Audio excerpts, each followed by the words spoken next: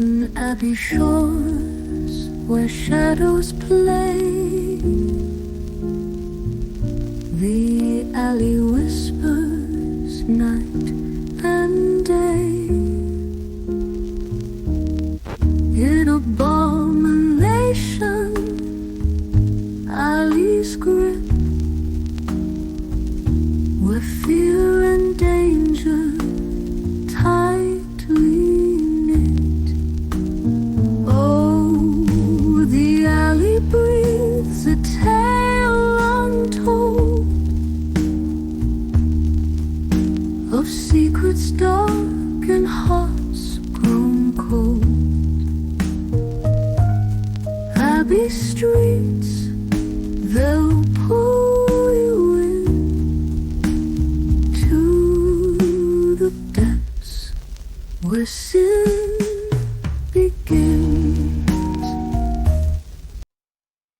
Hello, and welcome to Dire Bear. It's Tuesday night, so of course that means we're playing Abomination Alley, our BRP actual play. I'll be your storyteller for the evening, Jason, and with me as usual will be Sarah playing Vivian, Eric playing Michael, Jeremy playing Salvador, Rappy playing Charlie, and Carr playing Teak. Oh yeah, and Patrick playing Leo. Sorry. Wow. I had your curtain up. I was looking from person to person. I forgot you weren't on video. Yep. Not like we haven't done this a few episodes. Now let's be fair, particularly in this campaign, it's been very hit and miss who's here and not here. Yeah. All right, who remembers what we did last time? Let's see, we were at the docks. We had essentially, I can never remember the really radical union guy. I can't remember his name now. Vasily. Vasily. And his last name's very, very Russian. I'm not entirely sure. Yeah. And we had essentially found out that the weapons cache, essentially that we know was taken. Some of the weapons was used. Oh no! It was an ambush, wasn't it? No, it wasn't that. It was a member. Let's see. What's a member of the? Yeah, a member of the union was gunned down. The Longshoremen's Association was gunned down, and yeah, the forensics from the bullets match up with some weapons stolen from the National Guard armory. Yeah, and we know some of his people were involved. Initially, you just heavily suspected it, but he's also let you know he's pretty sure that it may have been some of the more radical members. And he is supposed to be looking into that and finding out exactly who did it.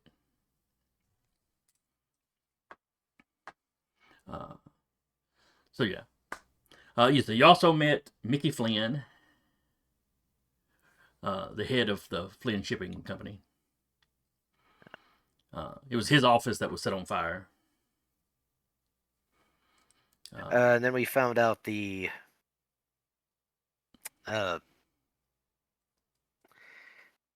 was the secret safe, correct? Mm-hmm. Mm-hmm. Yep. He had a hidden safe. Someone found the safe, and stuff was stolen from the safe. Correct. He's also importing stuff off the books. Yeah. Well, now I don't know about off the books. It's special shipments that they're not advertising. He was very quick to talk about they're paying I don't know if you still some of these were like had tariffs in the 20s or not. Probably still, but he was quick to tell everybody that he was paying taxes on it. Of course, there was a police officer in the room, so who knows? You run into fun fact: it was tariffs that actually helped part of the things that triggered the Great Depression. Not thinking about that, but so yeah, you were. Let's see, what else was there? Oh yeah, you spotted an invisible man. Watching from the crowd, you managed to help the police grab him. And he stabbed a police officer too, if I remember correctly. So Yeah, one got stabbed and one took a slash, but it wasn't it wasn't bad enough he needed to be hospitalized. The medical personnel that showed up, wrapped his up fine. The other fella, it was into his abdomen, so he had to go have a surgery.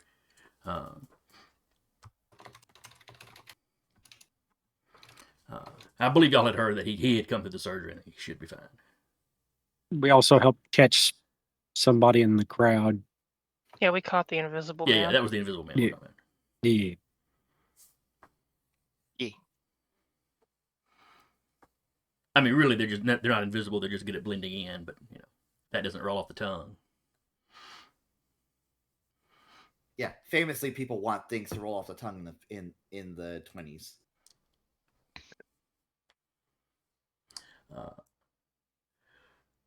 But yeah, after talking to Vasily,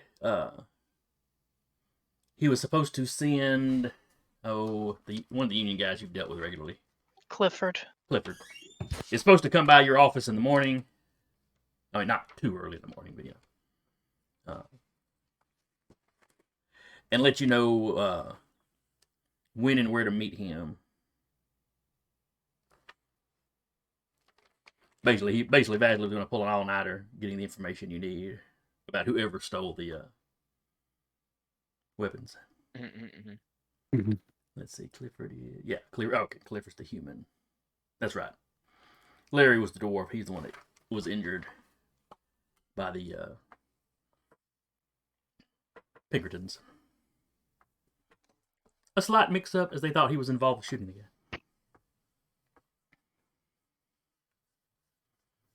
Of course. But, if you find a body, and you immediately assume it's the Union, and then two Union guys around the corner,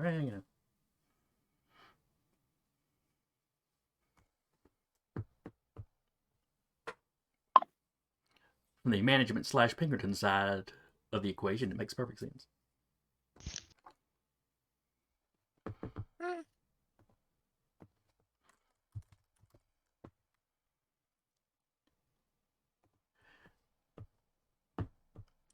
All right, was everybody falling back to their homes to get some sleep, or was there anything else y'all wanted to do the night before the meeting?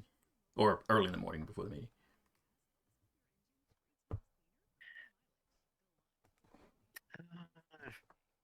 I think we roll. At least I was heading back to get some sleep. I don't know about everybody else. He could probably go back if there was nothing else anybody needed to do. It was pretty late in the day. Yes, by the time all this wraps up, you done talked to the police and questioning people yet.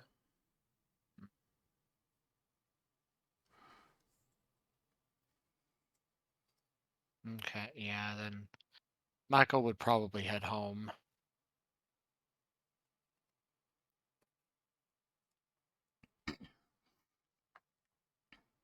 All right, then we'll move along to the next morning. Wasn't Charlie at work? Charlie rode with the Ambulance. Yeah, the ambulance carrying the injured police officer. Yeah. So you wound Charlie- up at the hospital. And then didn't we just say Charlie just clocked in and just started working? I think She so. had a shift that night? I think she had a shift that night, and Yeah. she didn't do the actual surgery on the officer because there was a doctor on, emergency room doctor on shift when y'all got there, but.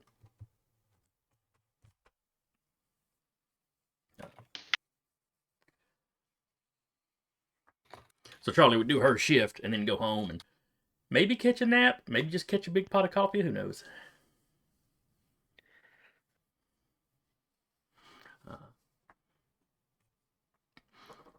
But eventually you all meet back up at the office.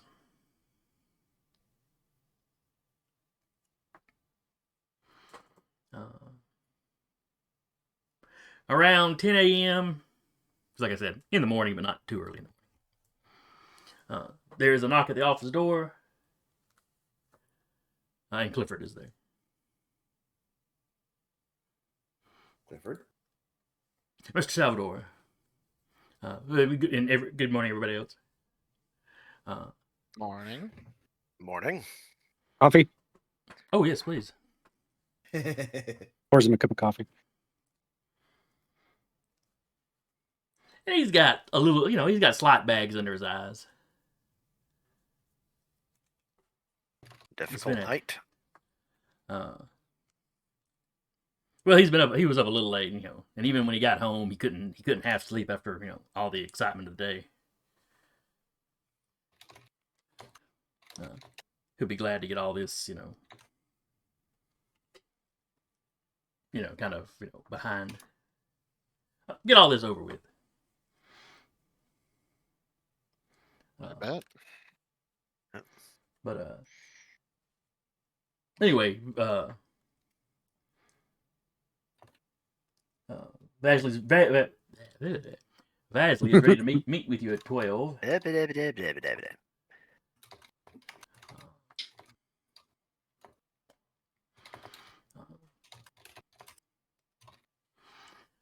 He's got a room reserved,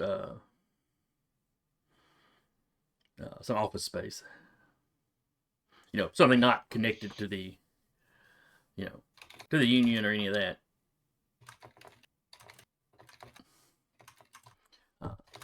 He goes, I don't know exactly what information he's got for you, but he seemed excited about what he's got and thinks you'll be pretty happy with it.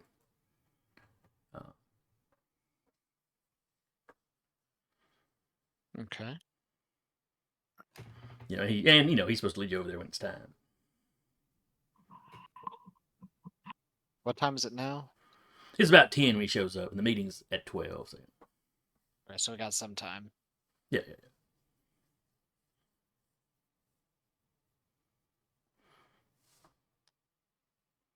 So, so if y'all don't need him right now, he's going to go down to the diner, in y'all's building. Oh, certainly. And just get him an early lunch. And, you just come grab him whenever y'all are ready to. Try the chicken fried steak. You'll give that a try.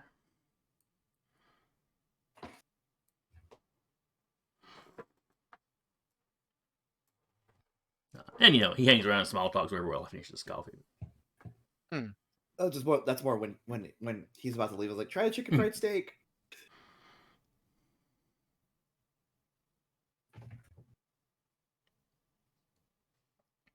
Yeah, so is there anything anybody wants to do in the 2 hours leading up to the meeting?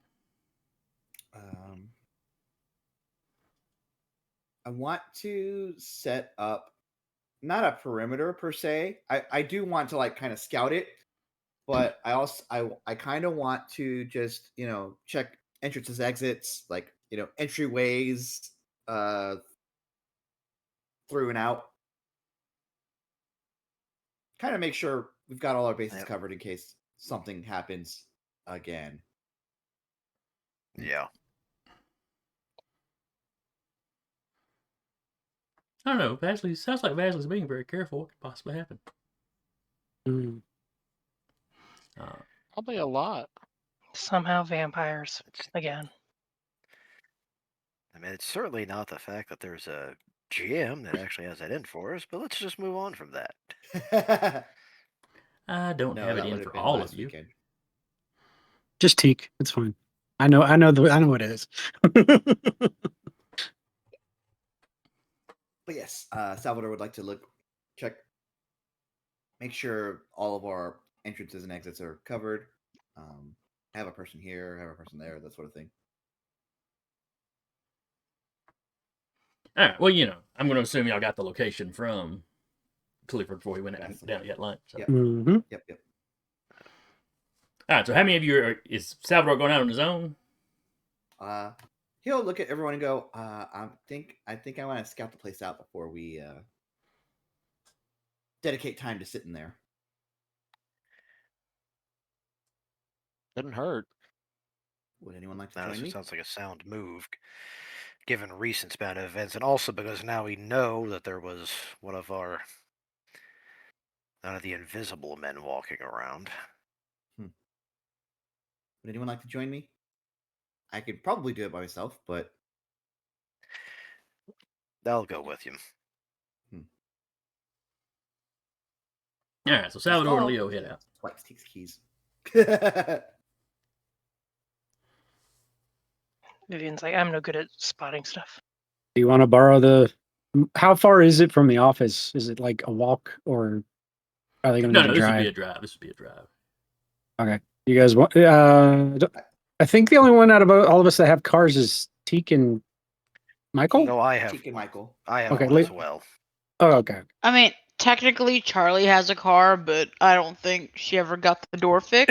It doesn't come up often, so I couldn't remember who all had it. Sure. I think Vivian's the only one. Well, maybe Vivian and Salvador are the only ones that don't have cars. Salvador Teak- intentionally like is like that. Yeah. He's supposed to be a drifter, but like can't be a drifter in a long form campaign.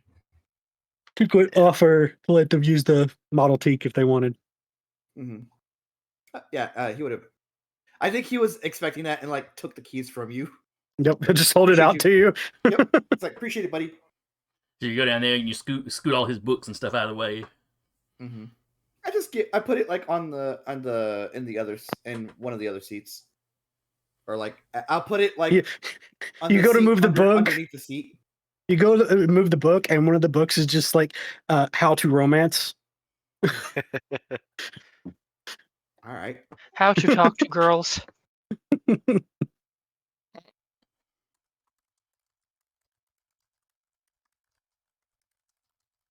I look at that going, well, I guess it's going well. Yeah, I think so too. The next book is, Am I Doing It Right? He's a good guy. Third book is No. No one other answers to questions you already asked. The last book is What to Do with a Broken Heart.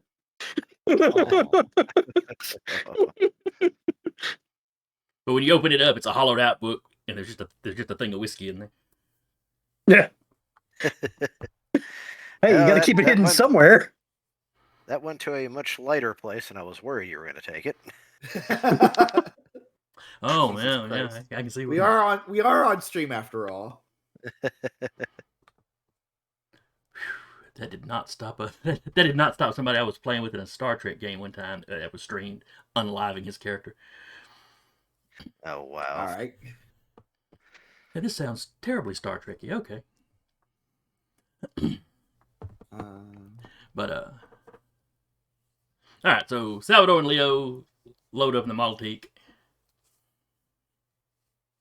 You head down. I'm assuming that you park a block or two away, out of sight of the building.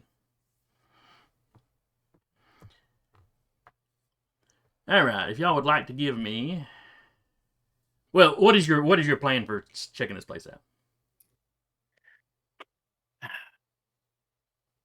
First off, are there any kind of alleyway entrances into the building? An alley that like points at a window that can be opened. All right. Are you trying to approach stealthily, or are you just going to walk up to the building like nothing is unusual going on? Well, I'm not a master of stealth, so I think we just kind of walk up. Yeah. Okay. You glance down the side alleys. Well, there's only the one alley because on the other side the building, just butts up to another building. Yeah. There is a door on the side.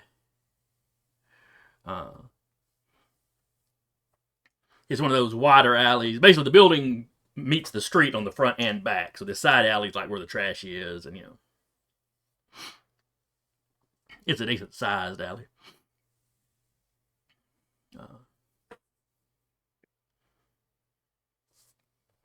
Even with the trash can and stuff, you could probably wiggle a car through it. That's okay, so we have this concerning so far. One of the things you can get a car into it, but not easily. Right. If you try to go through that real fast, you'd be clipping garbage cans. in all likelihood, unless you were really good with driving. There's no windows on the ground floor in the alleyway.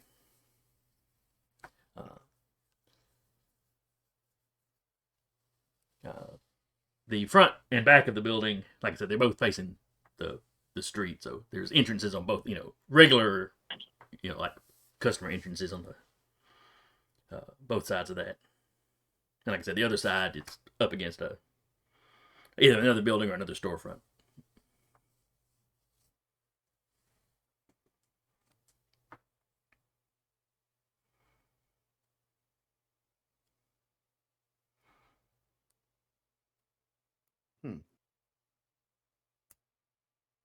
I'll kind of look. I'll look over. I'll look over and go, what do you think, Doc?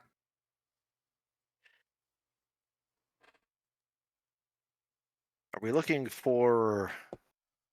I also want to check for clear lines of fire. Do we know? We don't know which office it's actually going to be in, do we? No, this is a 4-story building, and Okay. according to Clifford, it's basically like office space. Okay. So Vasily is basically like rented a conference room for y'all to meet in.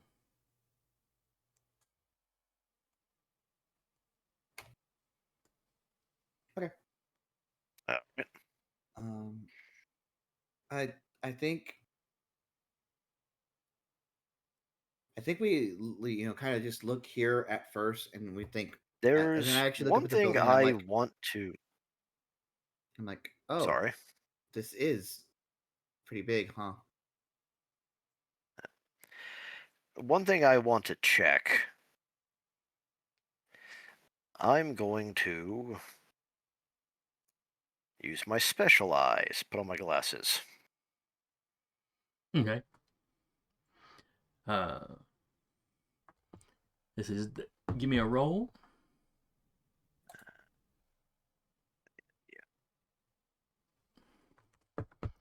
Let's see. In your glasses where you're detecting magic. Yes.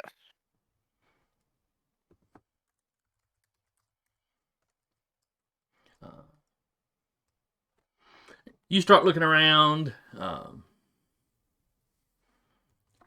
unless Salvador has got some magic on him, which I don't think he does, Okay. You're not spotting anything. Salvador's magic in that he's a strange folk, and that's about it. Yeah. Well, good news. At least nothing magical's been set up. Bad news. And if you Bad look on news the is we map, can't-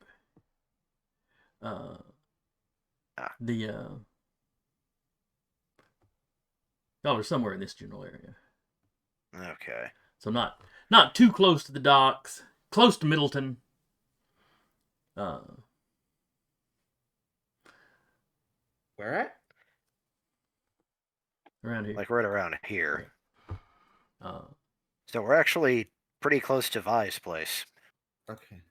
Well, let me restart. I've not. Oh, you See weren't seeing the pings. pings. Basically, they got some distance from the docks, and it's kind of on that border between, Yeah.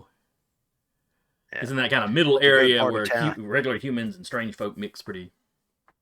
Like Where that there's road a that lot of bisects. overlap. That road that bisects that like stake of land there. Mm-hmm. Gotcha. But, Okay. so yeah, you're not picking up anything magical in the area. I think after that, I think after that we kind of just go inside, or Salvador will go inside.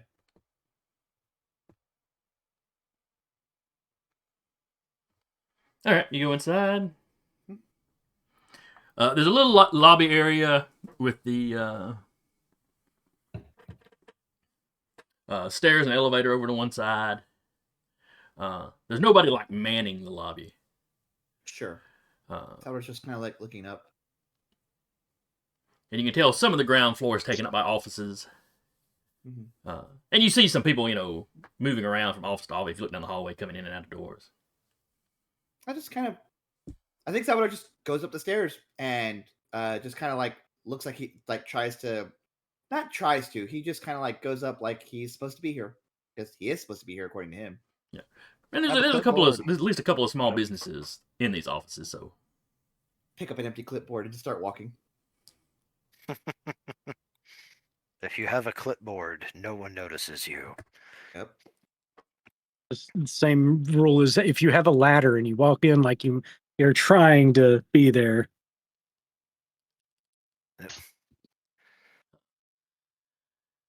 so you get up to the second floor. And that you glance through that entire floor. It looks like it's one business. It looks like some sort of maybe a small local paper or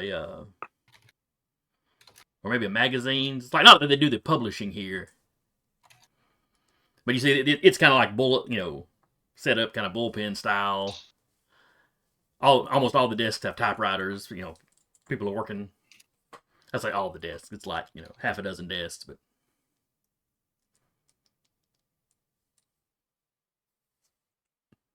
people are typing away or standing around at the coffee pot talking. Yep.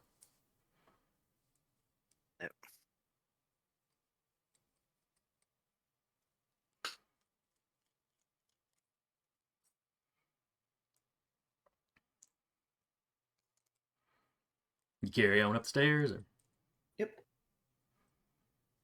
I'm staying outside and kind of keeping a watch to see if anyone else approaches. okay.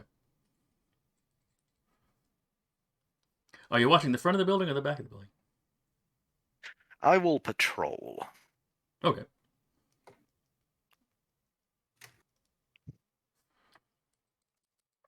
All right. Let's see. You don't have to be there till 12. Y'all left the spot around 10, or left where y'all were for around 10. So it's probably 11:30 ish, or I mean, about 10:30 ish by the time you show up here. Maybe getting close to 11. All right. So Leo is patrolling. Salvador, you continue up. The next floor seems to be empty. The third floor seems to be empty.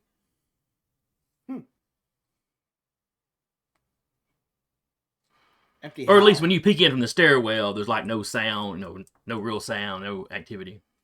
I see. Kind of like if I look up the stairwell, I don't see or hear anything. Let's see if you go up a little bit, like you're going towards the third floor, you start hearing some activity on the third floor. Okay. It just sounds like regular business activity. Yeah. Okay.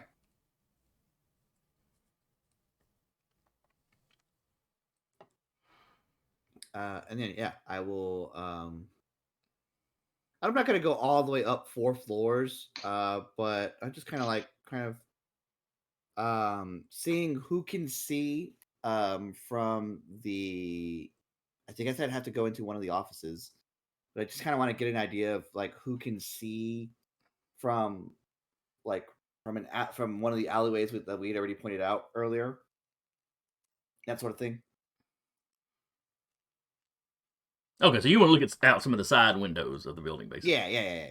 Okay. Like, do all of the floors have like a little foyer or like lobby area when you go up them? No, so far only the bottom floors had that. Okay, that's good. That's a good sign.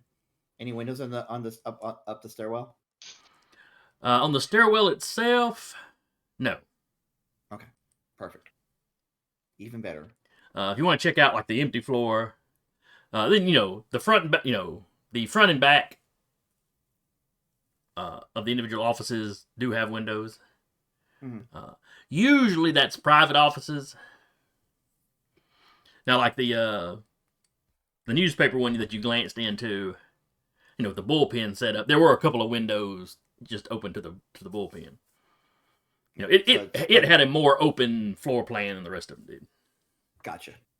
All right, then. Where the empty one, the empty floor is subdivided into several offices. glancing the door, you do see a couple of conference room style rooms set up in that one. Okay. So if I had to guess, it would be like it would be around here for like a big tabletop meeting. Yes, unless Vasily's in good with one of these other businesses and is borrowing theirs. Okay. I think from this like these conference areas, I will like. Is there any that aren't being used right now? Now, all the other floors have at least some businesses in them. Sure. I'm saying, is anyone currently using one of these like conference rooms? No, not on the third floor. Okay. I will just kind of walk into one of the conference rooms. Okay. And I just want to get, like I said, get an idea of who can see through the windows. Okay. If someone knows to look up the third floor. You walk to the conference room window, you start looking around. Mm-hmm. Yeah, it's clear enough. Anybody street level could shoot somebody standing at the window. Okay. They wouldn't be able to shoot deeper into the room because of the angle. Fire. Sure.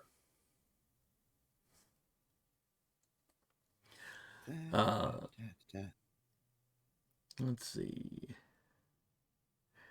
Give me a spot. I believe it's spot. Alrighty. Investigation. Everything matters.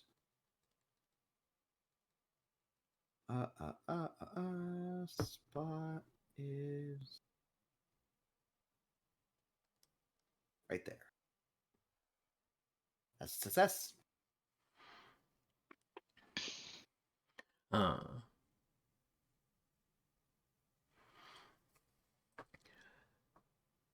So glancing around, like I said, anybody could hit the window from the street, because but the target would have to be standing right at the window. On the other hand, one of the buildings across the street is 2 stories tall. So somebody standing over there would be able to shoot deeper into the room. It's still not just directly across, but it's have to be a good shot. Right. Yeah. It's like, is this talking like directly across the street? Yes. Okay. Sidewalk, 2-lane road, sidewalk. Yep. I think Salvador's like not really doing math, but he's like, okay, he's putting all the pieces together. It's the kind of shot Salvador can make without too much trouble. Yeah. It's the kind of shot Salvador has made in this campaign. Yeah. Or man on a boat. Yep. Okay, and then he'll do this for a little bit, and then he'll be like, okay, all right, and then he'll come out of the door, come out, and fantasy elves, they do meditation by reflecting on their events as elder creatures or whatever. Salvador this is his meditation. Is just like looking at this sort of stuff. Mm-hmm. And this conference room, plenty of chairs. There's a coffee pot in the corner. There's already a pitcher of water and like the supplies you would need, but nobody's actually brewed anything yet because nobody's here. But it looks like somebody has been here to supply the place. What do we got? Like another hour or so before the meeting? The meeting's at 12. You probably arrived at 10:30. 30 minutes. So then you're looking around. You're probably getting, it's probably going to be 11 by the time you're done poking around. That's fine. Salvador will start a pot then. He'll be ready by that time. Yep. I'll just be the first to arrive. And yeah, he'll like put the grounds in and start it up, and then he will go downstairs. All right. As you're patrolling outside, Leo, give me spot.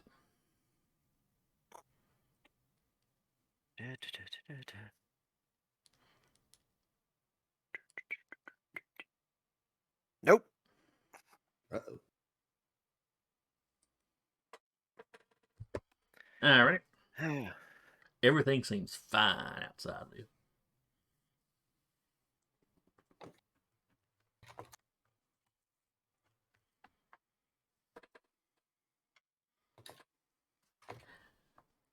Jeremy, high or low? Yes.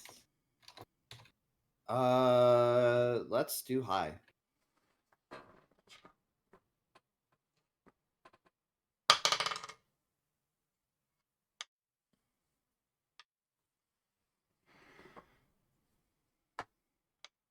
All right.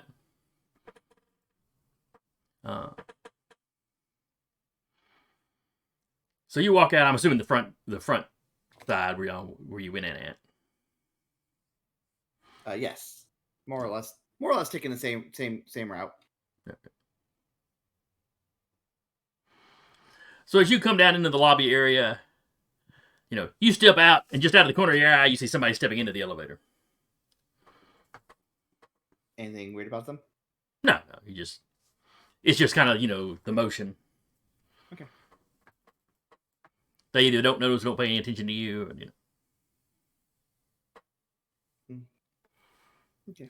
I will notate that. Do they look familiar in their like obscurity? Or is it just like a? you just see like I said, it's corner of your eye. It's just somebody, moving into the elevator. That's really all you're. You're pretty sure it was a man, but other than that, you don't really pick up any detail. Tip my hat. Sir. But elevator closes, goes up. Is it going up or down? well, you're on the ground floor. Well, that's right. You wouldn't know if there was a basement or not. So yeah. So yeah, it's going up. Okay. I think Salvador looks at it as it like starts going, and he's like, I'm trying to remember. In the 20s, did they have the dial things that would like tell you what? I think they had the dial thing.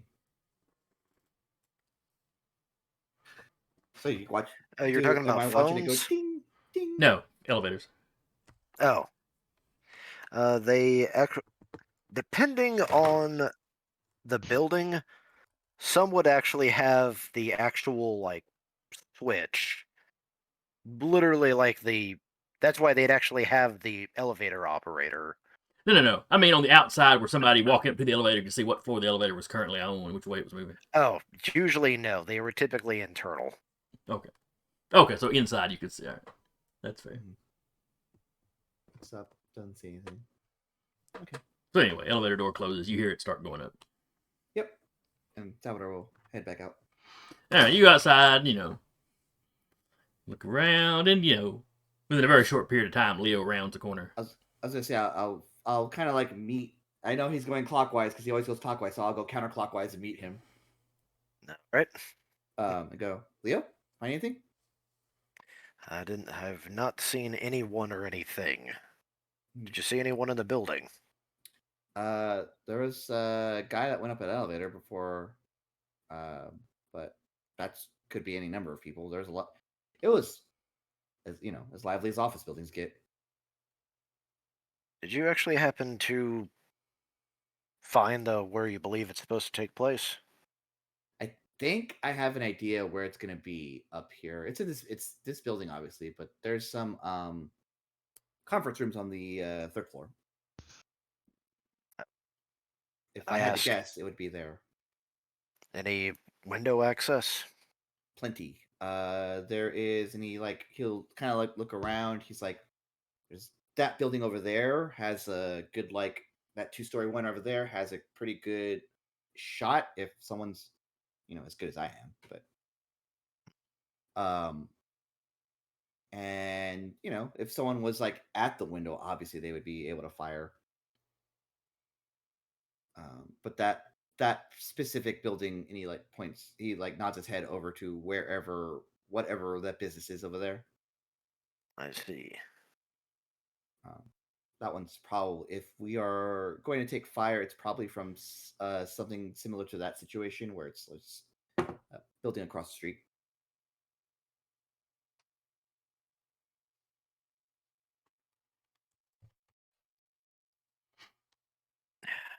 I have an idea that'll might be able to at least monitor the opposite roof side. Interesting. You want to walk and talk to him? Well, I don't know if you'll be able to see him. I actually summoned my fetch. Okay. I don't. Salvador doesn't say ah. Jeremy said ah. Yeah. All right.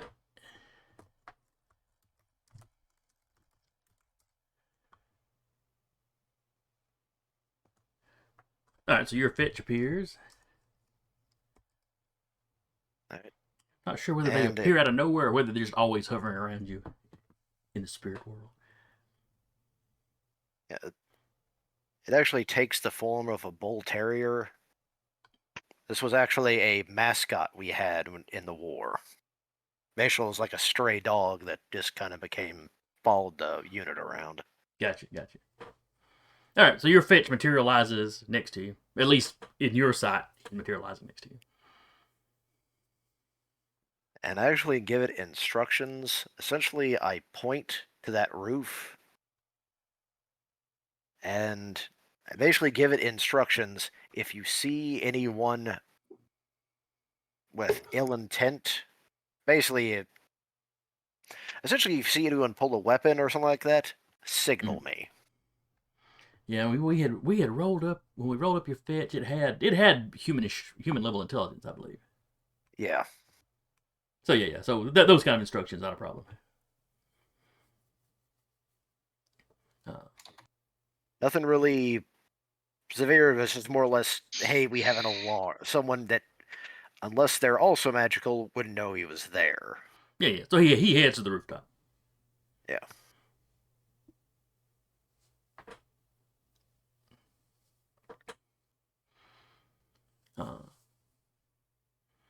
So yeah, he takes off, runs across the street without paying any attention to traffic, or needing to, and then up the wall. Yep. Technically, he can probably fly, but he tries to move like his appearance would have him moving. He just doesn't understand necessarily that things like gravity. So up the side of the wall.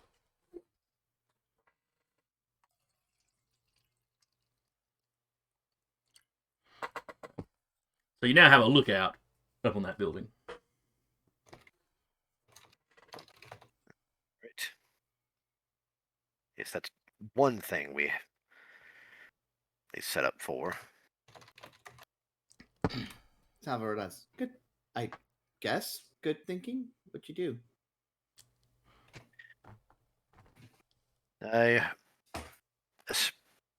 A spirit that I'm actually very familiar with is watching that rooftop, just in case anyone tries to take up position there.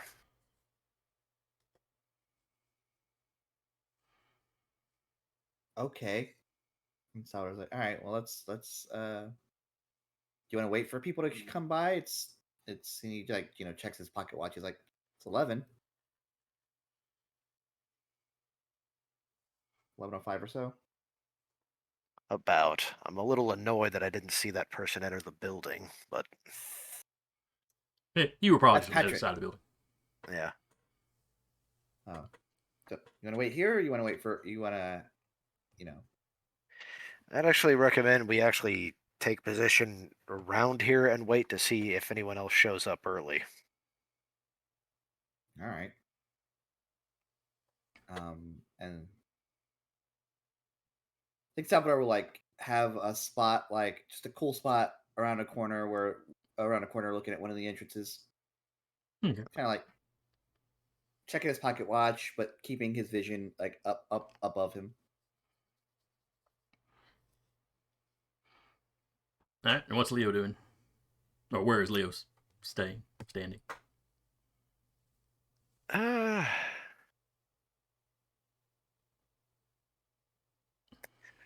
Slightly out of sight, but basically where I have a clear view of the entrance.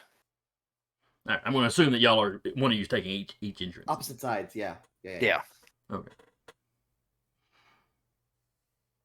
All right. Meanwhile, back at the office, it's probably time for the rest of y'all to load up if you're wanting to be there on time. Probably. Yeah.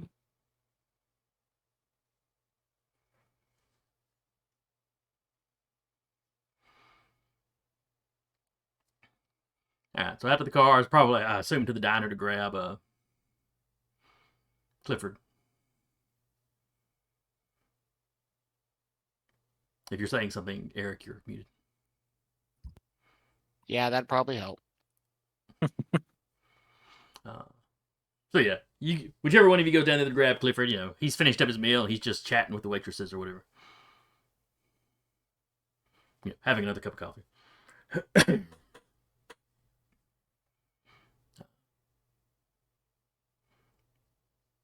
Gets up, throws his tip down. As soon as he sees y'all walking in, gets up, throws his tip down, pays his tab.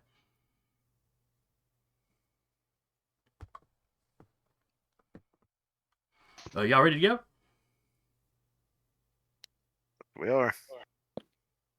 Yep, it is that time. All right, so I assume y'all are going to load up in probably Michael's car. There might be, with Clifford, there might be enough of y'all that you might need. Well, let's see, those two are already there in Teek's car. Michael, Vivian,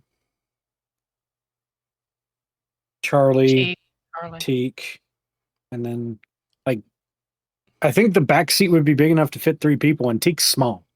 All right, so y'all can all cram into one car.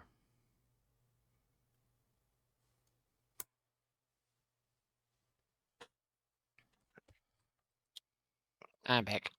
All right. Come on. So y'all all cram probably into Michael's car. Yeah.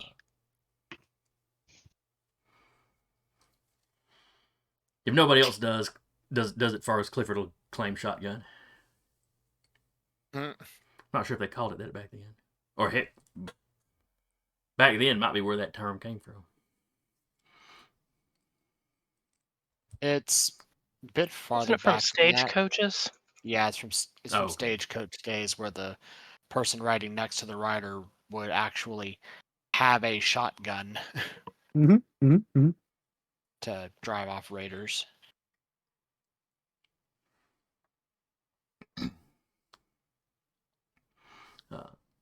So, assuming Michael's going to be driving his car, Clifford will sit next to you, giving you directions on how to get to the place. Yeah.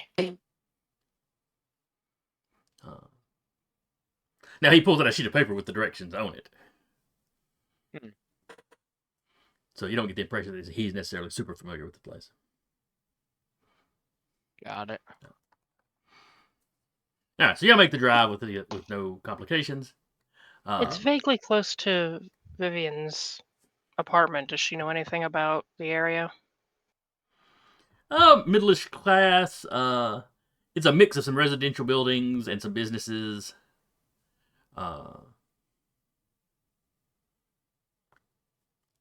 Nothing she knows is remarkable about the place. Okay.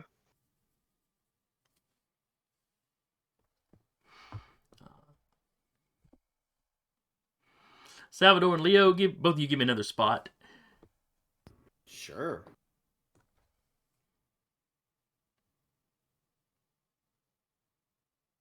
Critical. Noise.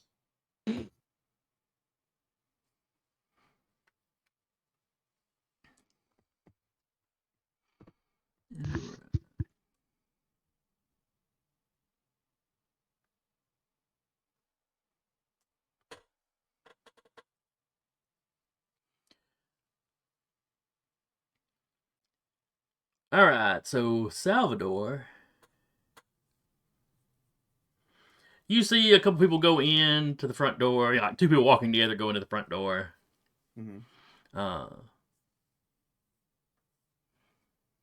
One of them is carrying a decent-sized. It's not like a full-size suitcase, but it's definitely larger than a briefcase. It's not like a travel bag, or it's not like one of those like luggage big things of luggage. No, it's not a big thing of luggage, you know. Okay. Just a larger, like a particularly fat suitcase. Yeah. Are they carrying it with one hand like that? Yes. Okay. The other guy is wearing a long coat.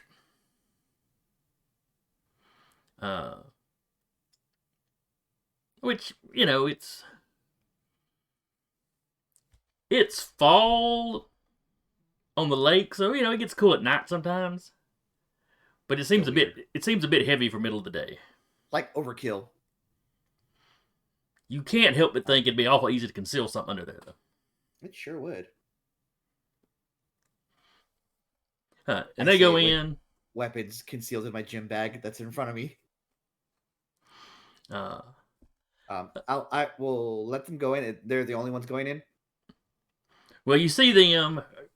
Are you going to follow them, or are you going to wait and see what else?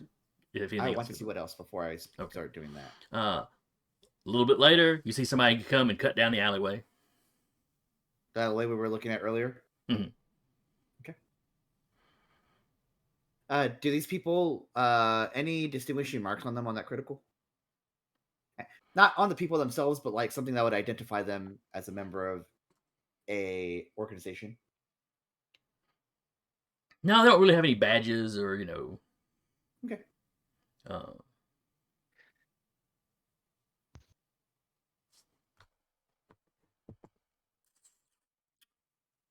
Go ahead and give me a listen. Sure. Your spot means they drew your attention. Okay. The two guys walking together, though. Let's see if you can hear if they were talking or not. Success. And this is only. They were probably on my side. Okay, just double checking. Yeah.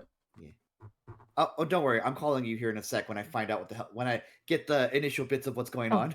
I think Jason asked for both to roll, but Patrick had stepped away. Yeah. Oh. I'm sorry. Yeah. I didn't see where you. I didn't see the Discord, Patrick. Okay, so listen checks or spot checks? Spot checks initially. I looked up and saw where I guess that was your previous spot check that had failed. Yeah. Okay, so I passed that one. Okay. So you see somebody go in on your side. Who kind of draws your attention because he's kind of like looking around. Not like super suspiciously, but like he's keeping an eye out. And a little bit after that, you see somebody come out of the alleyway. But like he sort of leans out of the alleyway.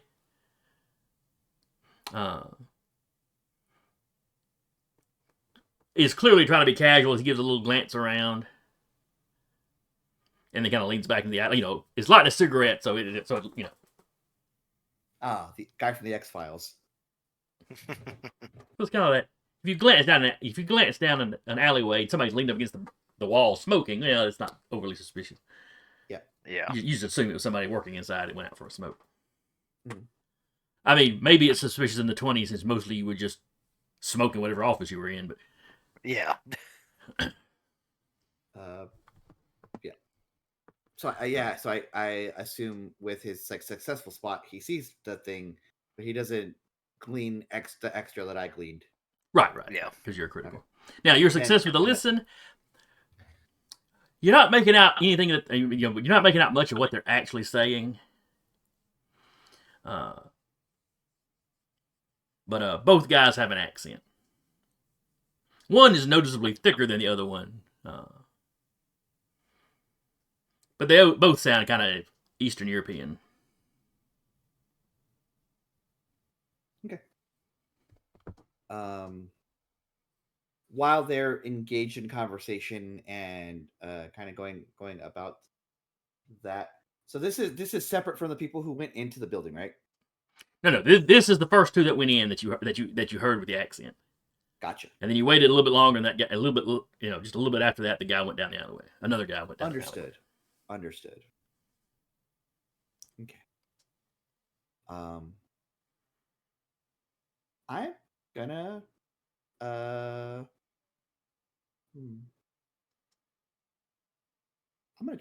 I would like to try to stealth to creep closer. To eavesdrop. Okay. Give me a stealth roll. Another critical, Jesus. Making it for lost time, baby. All right, so sneak.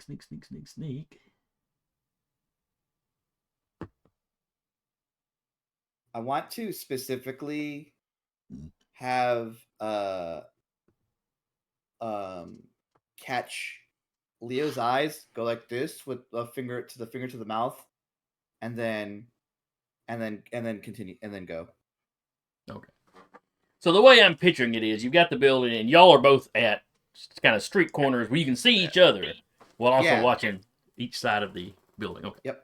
So I want to catch his eyes, kind of go like finger to the lips, and then start going. All right. So you have signaled Leo that you're moving in.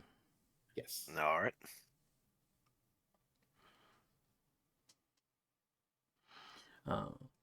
But I purely want, my intention here is purely to listen. I don't think I'm going to get violent, but it might happen.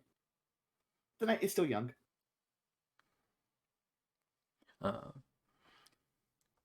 So you slip in. As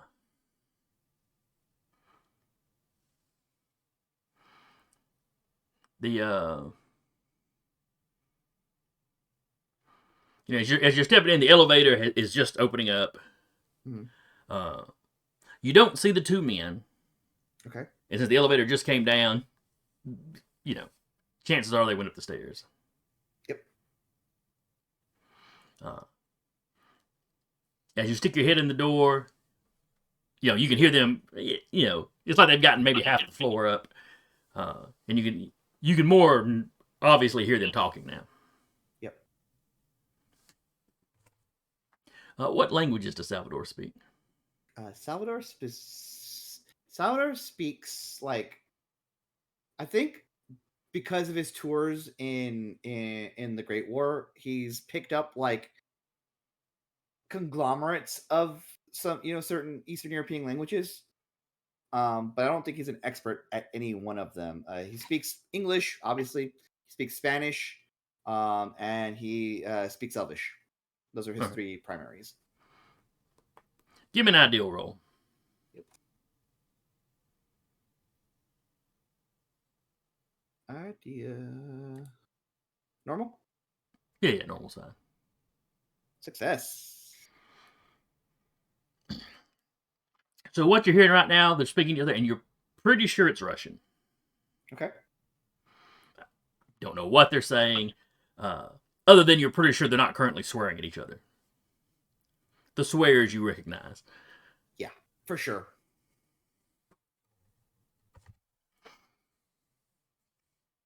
And they're not trying to be particularly quiet. They're just, stomping up the stairs. Okay. I want to keep this distance. I mostly want to know if they're going up to the next floor. So from the lobby up to the first floor, they go up to this, or from the lobby to the second floor. Yeah. And then they go past the second floor. Okay, that's what I wanted to know. So if they're doing that, then I will come back down and, do say as much to Leo. So I'll come down, grab him around the shoulder, kind of like, hey, does this my pocket watch look broken to you? And we'll show it to Leo and be like, so they are, and he still holds the pocket watch up. So they are at least at the third floor. I didn't want to get further, but I also didn't want to engage without the rest of them. Understood. One of them had that big like trench coat or like overcoat type situation. They probably are armed. The other one had a fat suitcase. It was weird. That was, well, this day and age, most guns were not concealable like that, unless it was like a pistol. That still doesn't mean they're not armed. Have some kind of contraband for sure. Fat suitcase, baby cash, weapons. So probably an arms deal going on up here. Still nothing good to be. At least something you need to be concerned about. Exactly. Might be related to whatever we have going on. Might not be. We will see. But I don't believe in coincidence that much. And he's like, as he's like looking back up at the building. That's how we survived. So yes. So let's just. I think we just wait for everyone else and we'll get started. I want there to be a vignette of them being like in the room, like doing a deal, and be like, "The fuck is this coffee doing here?" All right. All right, so the rest of you arrive. Salvador, Leo, you see Michael's car pull up and park in front of the building. Yep.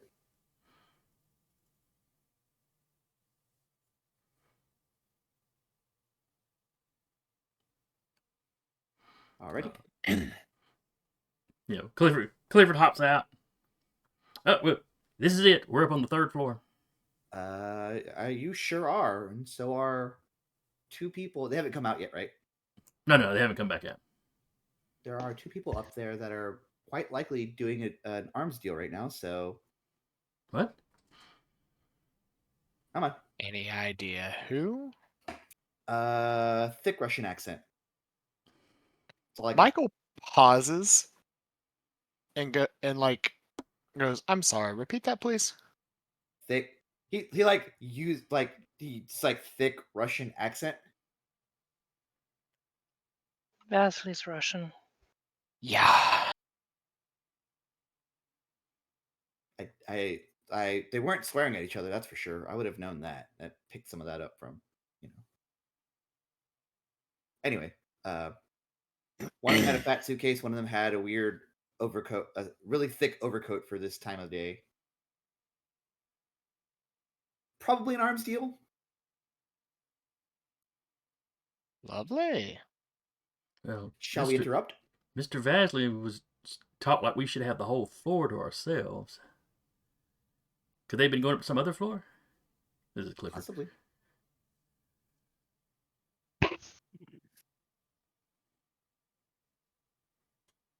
But I know what I saw. Yeah. We can't discount it. Shall we go interrupt? Might as well. And just because so many things. Okay. While you're doing that, I'm gonna be like, Clifford, maybe you stay in the middle of us. Oh, okay. Cool. And aura detection is active. Just in case things pop off. Like I'm sure you're good in a scrap, but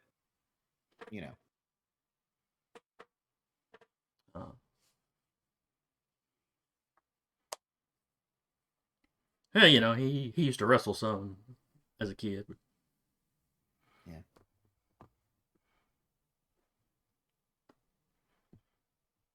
All right, so Michael, your aura detection is up. Yep. I will kind of, now that I've seen kind of where everything goes. It's like, maybe we take the stairs, and he like points the stairs. All right. So I'll walk in. Mm-hmm.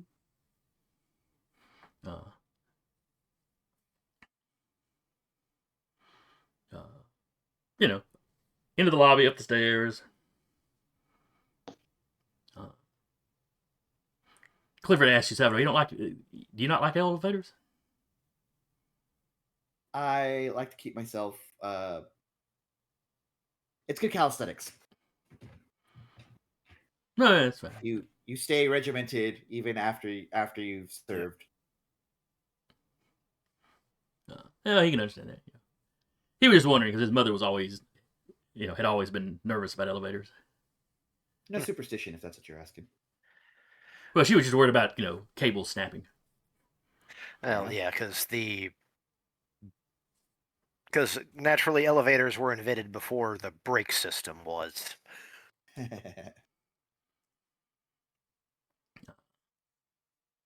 So yeah, y'all up to the 3rd floor.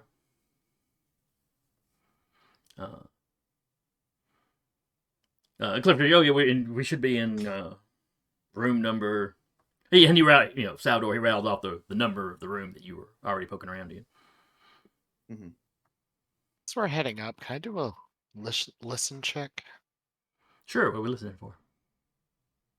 Just to see if he can hear anything that just sounds off. Because Salvador mentioned, hey, there's Russians here, or people who are at least speaking Russian. So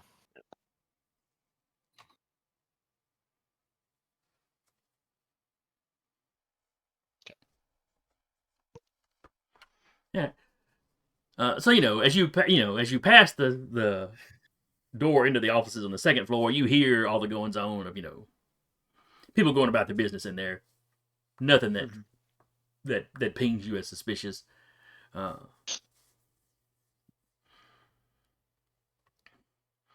get up to the third floor.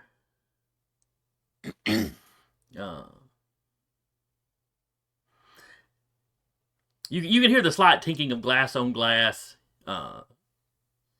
Somebody's moving around. You hear some chairs scooted around. Yeah. But you don't hear anybody speaking.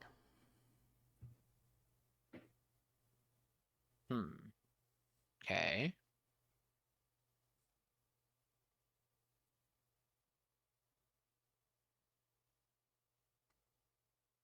Where did you say they went, Salvador? They went at least up to the third. They could be further up, but I didn't want to chance it after confirming they went up to at least the third. Fair. The third floor is where the conference rooms are, so that is likely where I intuited that that's where our meeting would be. Clifford nods. Oh yeah, we're on the third floor in room such and such. Mm-hmm.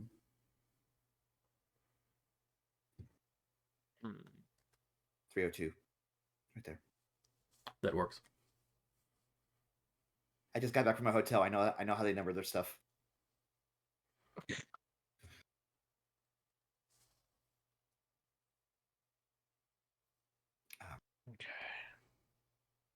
Is that room the one that that I looked over, or is it the other? Is it the other? Okay. Yeah, this is the one you looked over. Even better. Okay. In fact, if you open and step in, to that floor, you can smell fresh coffee.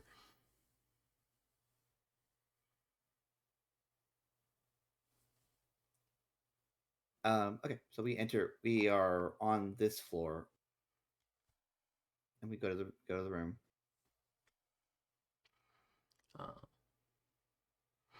You open you go there. Clifford opens the door for you. The smell of coffee wafts through the yes, air. much. We had the faint hint of coffee before. Now there is a gentleman standing there next to the coffee pot. Yep. Looks like he's refilling his cup. Chairs. The chairs by the table are pulled out. Like they're just ready for people to arrive. Does this gentleman look like the one from earlier?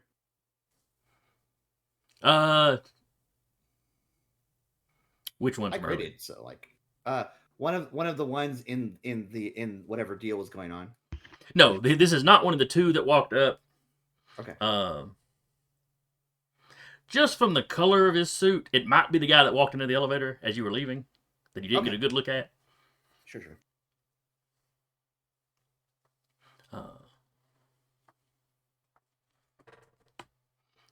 But he said, "Oh, please come in. Mr. Vasily is running just a little bit late. Of course. He sent me ahead to assure you he'll be here shortly." All right. If you don't mind, I'm gonna go take a leak. But meetings always get me. Gotta focus in. Oh, of course. He tells you where the restrooms are on this floor. Okay. I will go to that restroom. Okay. Salvador will actually use the restroom, and then try to go up to the fourth floor without being seen. Okay, well, that's no problem because the building's basically got two kind of mirrored sides, so There's stairs on the other side as well. yes. Okay, and I will do that.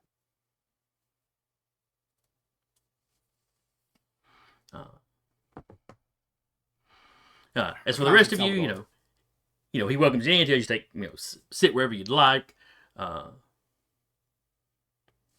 Jeremy also will do what Salvador's doing. I'll be back.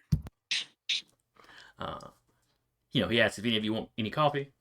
Clifford takes him on the coffee immediately. I'm fine for now, but thank you.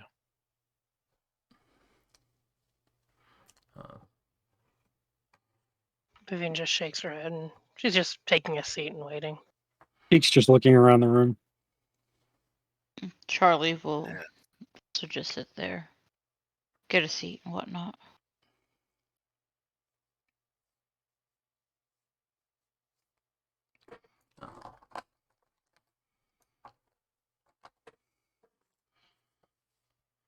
And I'll take up a position further back. Essentially, I'm more or less setting up like an Overwatch position, more or less.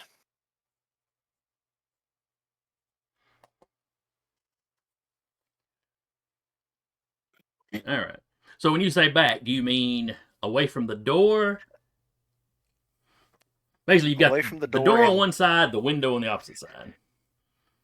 With this, conference table stretching between them. Yeah. Or I'm not visible from the window, but I'm basically keeping an eye on the door. Okay. Because I've got my fetch on the opposite side, so I don't have someone. Essentially, I have something watching the window. Mm-hmm. And your fetch hasn't made any comments about, Yeah.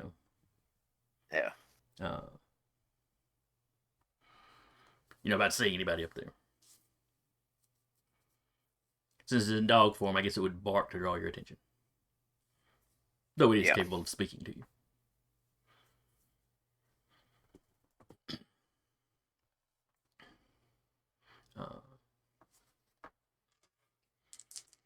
The gentleman in the room is going to roll to see if to try to get a read of the room. I am gonna idea this dude because vibe check is active. Okay. Okay. All right, now where is?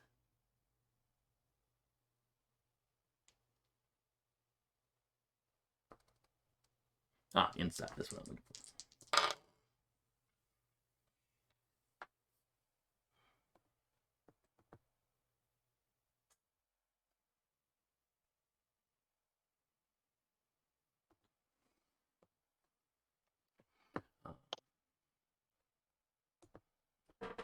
So he's chatting with Clifford. Clifford seems to be more talkative than the rest of you to some degree.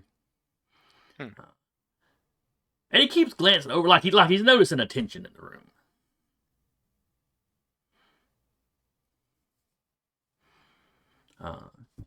And then you were vibe checking him? Yep.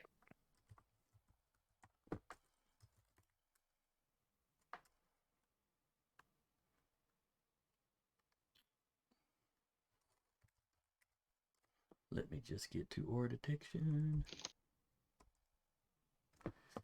All right. You got a success. All right, this guy is physically healthy.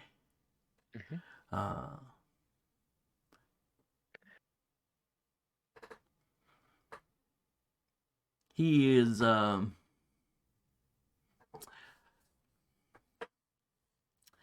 guess you'd say evil-ish. Like not to some supernatural degree, but See, evil in that like evil people in D&D are like are more on the selfish end of the spectrum. Yeah, basically. Okay. So politician evil. Politician evil, gangster evil, that sort of thing. Okay.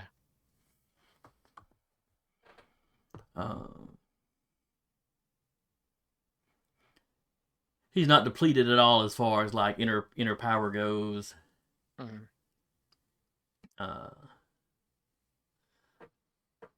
And he'd be weaker than you at that anyway. Mm-hmm.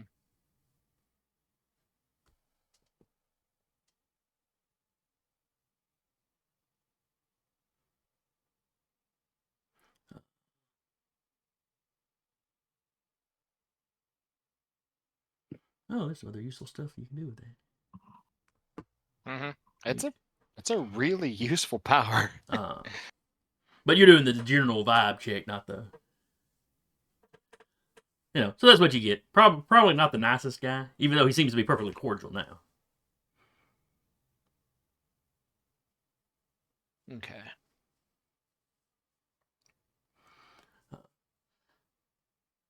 It is, he offers again. Are you sure no one wants any coffee?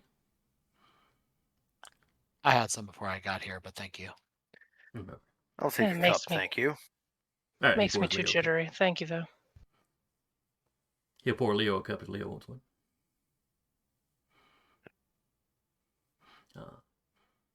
And you notice he refills his cup out of the same pot that he's pouring yours out of. So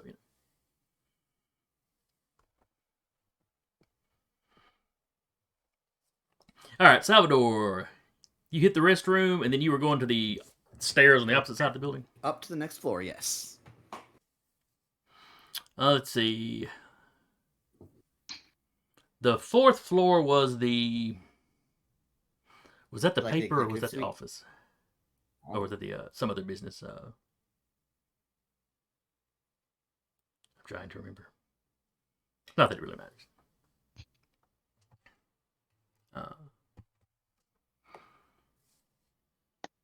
You get up there, and you hear people. You hear the bit. People doing their thing in there.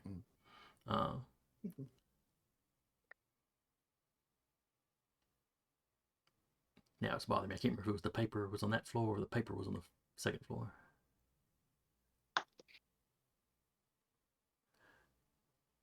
We'll say the paper was on the second floor, and this one's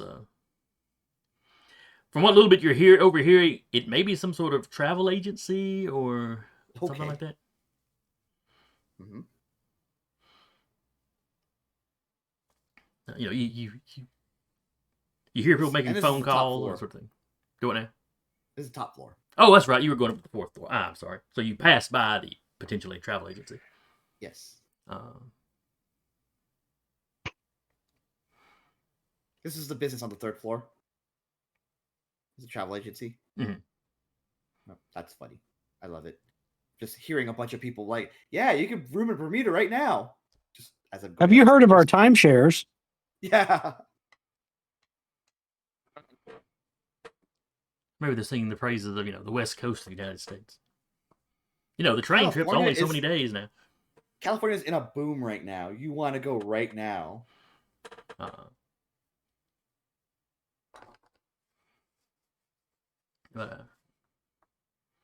You get up the top floor. It's a little quieter. You can hear some typewriters going. You can hear some stuff going on, but it's not just the constant people yapping.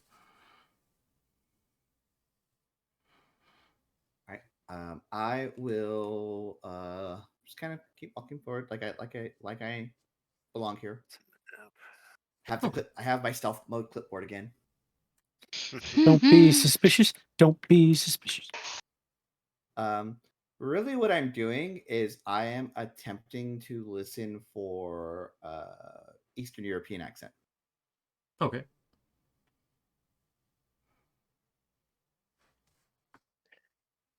Give me a listen check. Yep.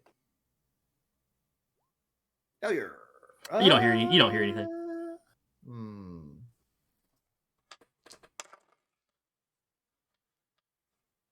Okay. Nobody's paying any close attention either. I was gonna say I think I might want to spend my points, but I think maybe I'll hold off on that for now. That's fine. So you do a quick little tour of the top floor. Nothing here. No, not really. Fair enough. This seems to be the basically like the accounting office for some local business. Gotcha. Or possibly just an accounting's office that works for multiple local businesses. Gotcha. Okay. Right. With that, he'll didn't hear anything. He'll go downstairs. And clipboard in hand, maybe the occasional nod to somebody that actually looks at you, and nobody really pays you any attention. Afternoon. You're just like writing stuff on the clipboard. What goes down?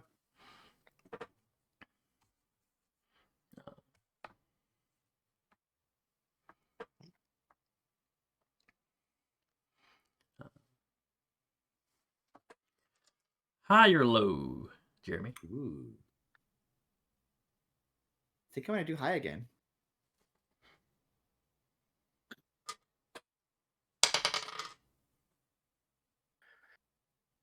Five. That is low. Okay. Yeah, I'll come down. So you get back to the conference room. You walk in. Sorry, they were talking about Bermuda, and it kind of got my attention. The travel office over there.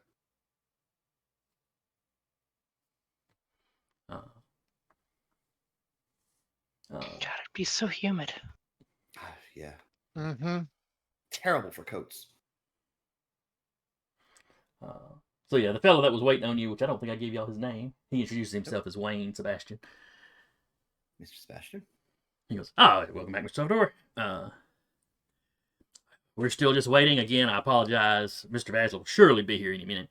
Would you like some coffee?" Yeah, sure. I'll take a cup. Who brewed this? I'm not sure. I think one of my associates must have gotten here, must have come in before me and gotten things set up. How kind of them. You'll take a cup and just take a sip.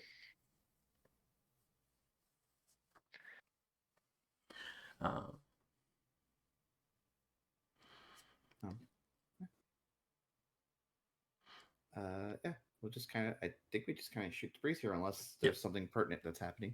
Yeah, so if Salvador will talk small talk with him, guy seems to relax. Just chop it up a little bit, yeah. Can I insight the guy? Sort of get the. I got the magical vibe check. I want to get the social vibe check now. I want to know all this guy's business. Yeah. Deke will do it too. If I can find insight. Why not? Let's roll a dice. Oh all right, anybody that wants to insight this guy can insight this guy. Sure. All right. I like to roll. Wow. Sure. What? Let's. What are we wowing? You. No, I rolled with a 75. I failed. Yeah, no. Hey, mine's a 5. And this Okay. was. Oh, damn. Teak thing takes everyone at face value. Takes like this guy's fine. Okay. Insight. That's what I was looking for. Hey. All right, so Leo got a success, and I believe Michael got a success. Michael did, yeah. Yeah. Yeah, if Michael failed, we have bigger problems. Ja. The world is collapsing. 0 has been divided by. So both of you just baseline success. He's nervous. He keeps glancing at the door. Now, Michael, you had noticed him getting more and more nervous as, the room, the longer he was standing around the room trying to get y'all engaged in conversation, nothing was really taking off. Yeah.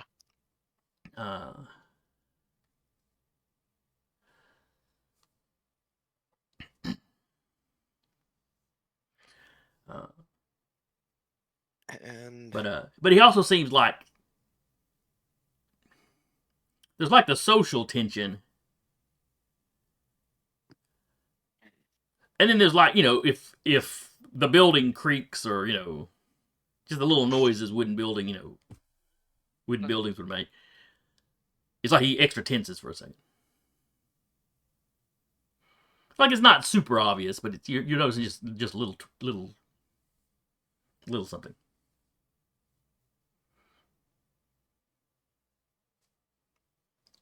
And since y'all are noticing that, Stop it, Adobe. Try to notice our noticing. Jeez. There we go. You were overexposed there for a second. Yeah, Adobe. I was double checking some powers and I wanted to see how the new power I got worked again. And it went, "We're gonna blind you to talk to you about our AI." I was like, "No, stop." Flashbang. I don't want to hear about it. But then a minute or two later, there's a knock on the door. Just a gentle rap. The door starts to open, and Mr. Sebastian dives for the ground. Mm-hmm. Obviously, you all noticed that. Yeah. Michael and Leo, of course, had noticed him getting tenser and being kind of twitchy. Mm-hmm. And Leo specifically was sitting at an angle where he could see the door good. So yeah.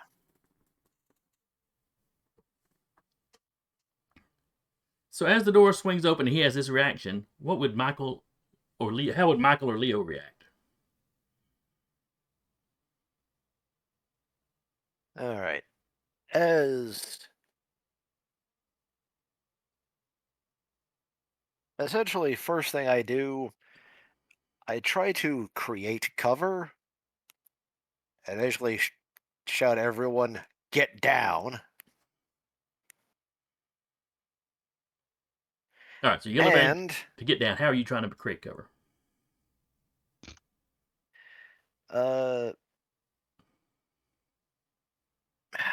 Even with that, even if I just flip the table, that probably wouldn't be enough. So it is a fairly thick wooden table. You know, this is the 20s. Yep. Everything was actually made out of the stuff it's said to be made out of.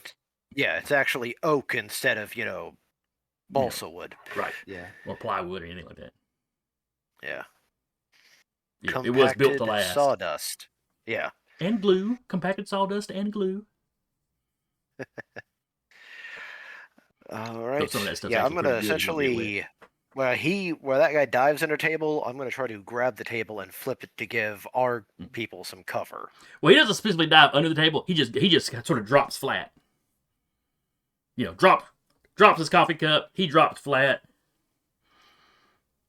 Clifford just has a surprised look on his face, like, what the F? All right, this is a big oak table. Give me a strength. Whatever the strength is. Effort. Probably be an effort check. Yeah.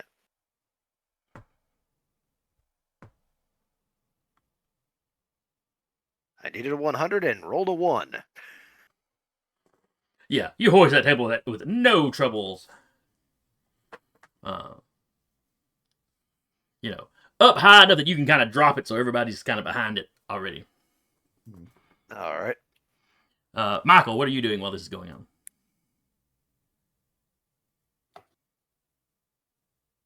Was he standing next to the guy or close-ish?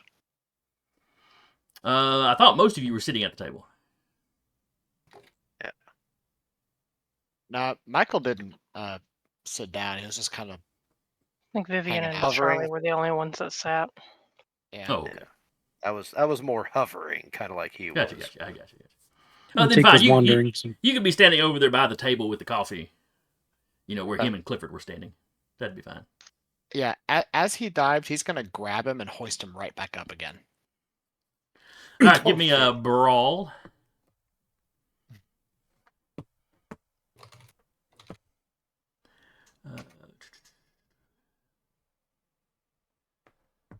Without the damage. Yeah. We're not trying to damage each other here. Yeah. All right, so you got a success. I don't know if the bullets do that. And, he rolled an 06. Let me check the chart. A 6 on a 50. That is a special, but not a critical. However, that's better than your success. So he managed to avoid you. He managed you go to grab him, he kind of wiggles up, wiggles away.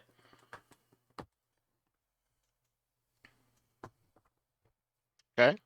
All right. So the rest of you are caught a little by surprise by all this. Am I caught by surprise if I know there's a dude with a coat full of weapons?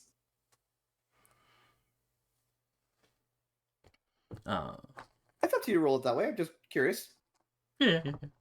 I'm not saying you're like shocked and can't act. I'm just saying they got This is by the two that realized something was up with the one guy. Gotcha. Got to act.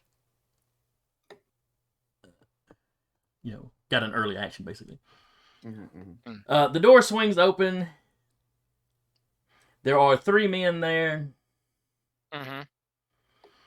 All of them have guns out. Salvador, you see the trench coat guy. He has a sawed-off shotgun. Sick. The guy that came in with the oversized briefcase has got a Tommy gun. Just blanking on the name for a minute. Yeah, one of the ones with the. Actually, do they have the drums? Yeah, I think they have. Yes, they. Yeah, the drums were the original standard magazine, though the boxes were also prevalent. That's right, because they used those in the war some. So yeah, one of them got a Tommy gun, and then one of them just has a rifle. Well, actually, the sad thing about the Thompson submachine gun, it arrived into Europe in World War I, the day the conflict ended. Because it was designed as a trench broom. They had some manufacturing issues. In fact, there's a great image of U.S. soldiers sitting on the boxes at the armistice. Nice. Which is actually why so many of them ended up in hardware stores and gangsters, because they made a lot of them and no one was ready to buy them. Yep. All right. So let's sort out the initial. Oh. Let me grab some tokens for our guys here. If I thought ahead of time, I'd already had them out.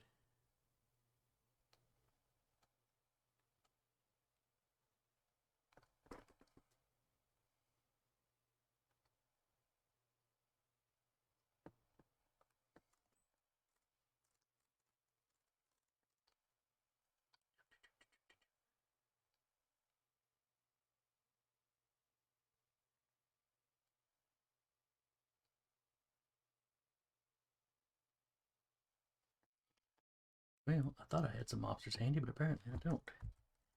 Generic NPCs it is.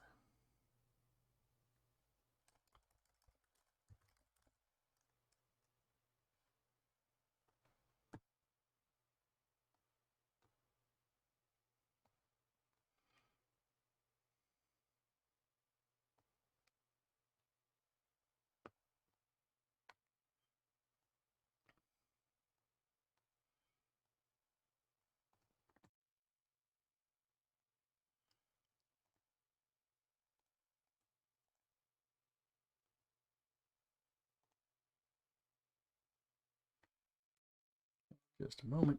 Roll20 is giving me some issues. There we go.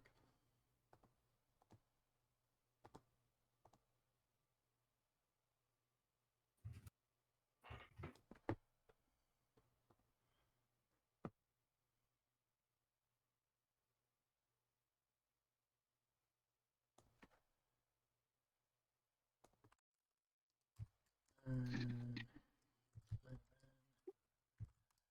13.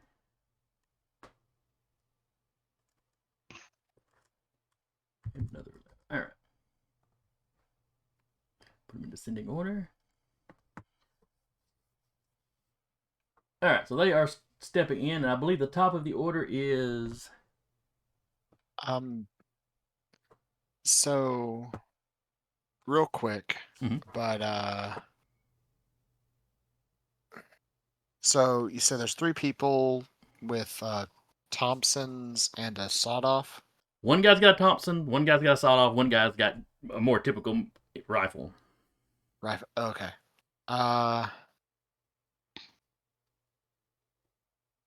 Could I detonate the ammo in the firearms? No, not specifically. I don't believe your ability is quite that precise, especially with stuff that you're not looking at. Like you're not seeing the powder. Let me look it up though. I just want to ask first. Either way, I'm going to be moving on initiative count 18, but yeah, because you just do areas. You have to be careful of who all's in the area. Yeah. Yeah.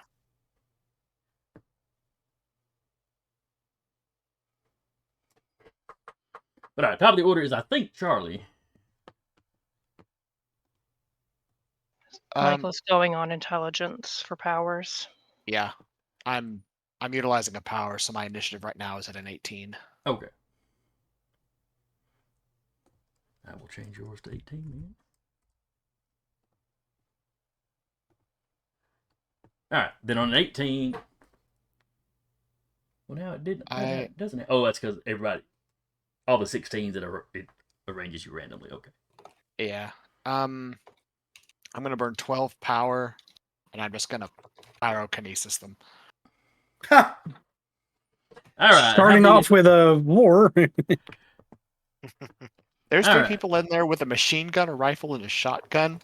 Michael's not terribly familiar with guns, but he has seen how much damage Salvador can just do with a rifle. He ain't taking chances. Fair. No, I'm not saying anything. I'm just fair. He's watched the carnage that Salvador can cause. Yep. All right. So pyrokinesis creates intense heat. That ends. This is his friends here. Yeah.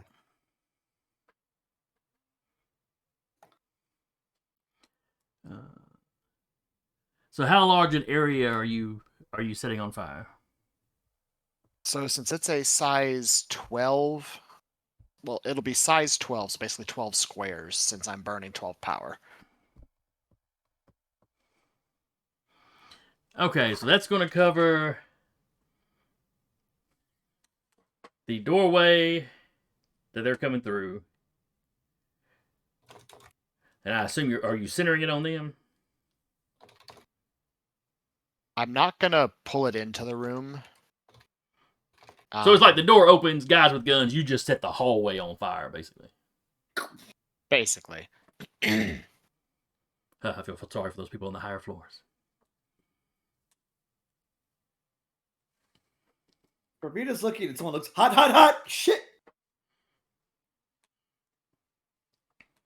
All right, you said you were putting how many points into it? 12. So that's going to be 46. Oh, actually, no, I'll do 6. So 66.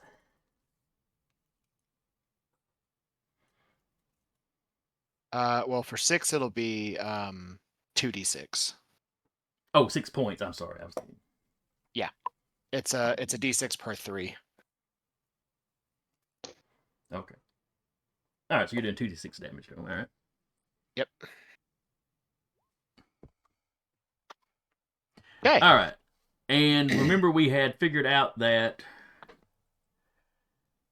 all psychic abilities, unless they specify otherwise, did require a roll. Yes. Or got a resistance. Let me go refine that at the beginning of the section.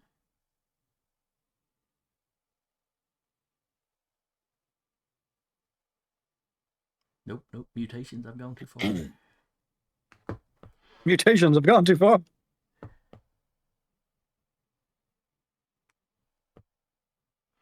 All right, psychic abilities have.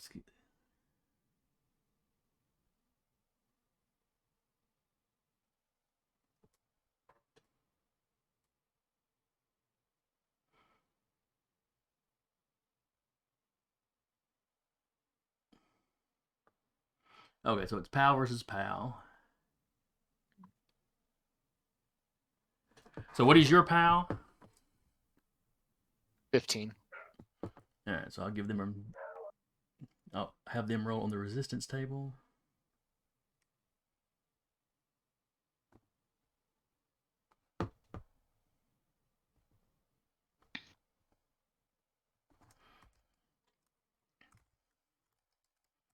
Oh no, let's see. You said 15? Mm-hmm. All right, so that goes that one. Their stats. I will say I did, real quick, I did roll a special. So also, so the PowerPoint cost could be halved, the range could be doubled, the duration could be doubled, the damage could be doubled, quality of information could go up, or my characteristic value is multiplied by 1.5. At GM discretion. Okay. Or you could let me pick. I'll let you pick. What do you want? I'm gonna do double the damage. Okay. So I'll be rolling Alright. 4d6. So, guy with the rifle fails, so the power's going to go off on him. Going to affect him with no trouble.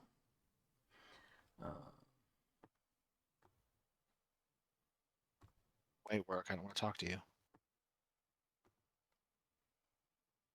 Hang on, I close my stats for the guys on by mistake. Alright, so it was 11, 12, and 11. Alright. Guy with the Tommy gun also failed. Oh, wait. No, it didn't roll that time. Hang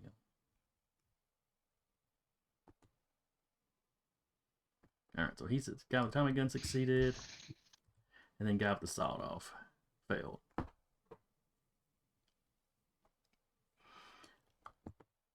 Alright, so 2 of them take the damage. Okay.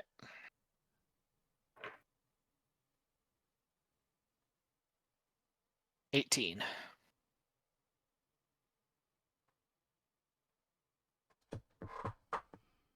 Ooh, that's going to be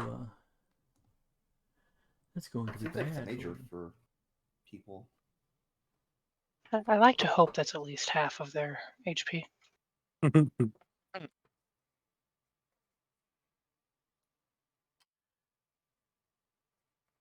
One of them it kills outright. Oh Jesus!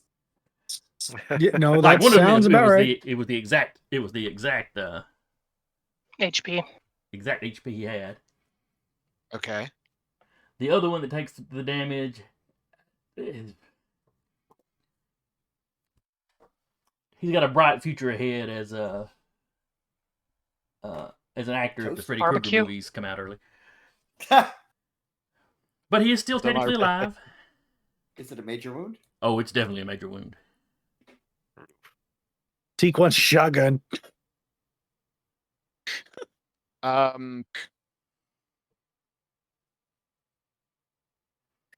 Loss of one leg or both arms or legs.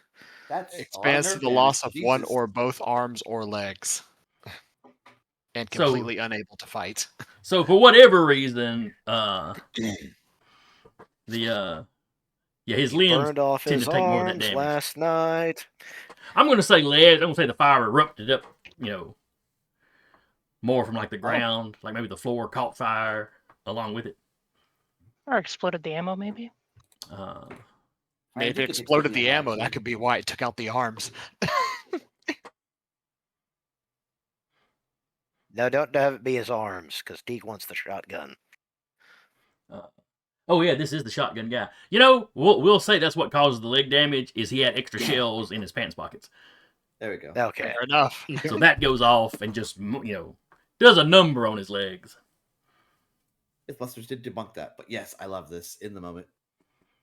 But Mythbusters didn't account for magical fire. Pyrokinesis, yeah. Fair enough.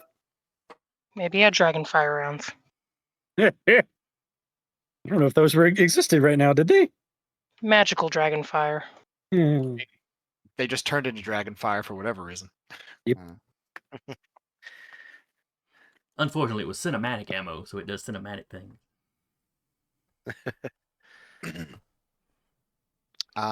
Yeah, and then he will duck behind the table, and we'll say like his runic inscriptions on his body, and his eyes are all glowing gold right now.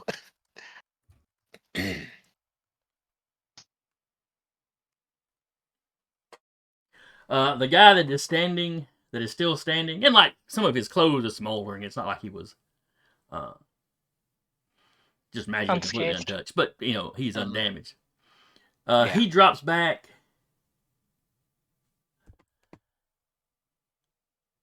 And you hear, he's looking at you, Michael, terrified, mumbling the word golden. I'm probably not putting the proper emphasis on that. And Salvador, you don't really speak Russian, but you're pretty sure that's like witch or warlock or something like that. You know, Yeah, like you fair heard enough. some Russian troops say that about strange folk. You know, use that term around about strange folk, and had asked specifically what it meant at some point. Yep. And he'll yell out "Agon" because he knows the word for fire. Warlock, fire warlock. Oh, okay.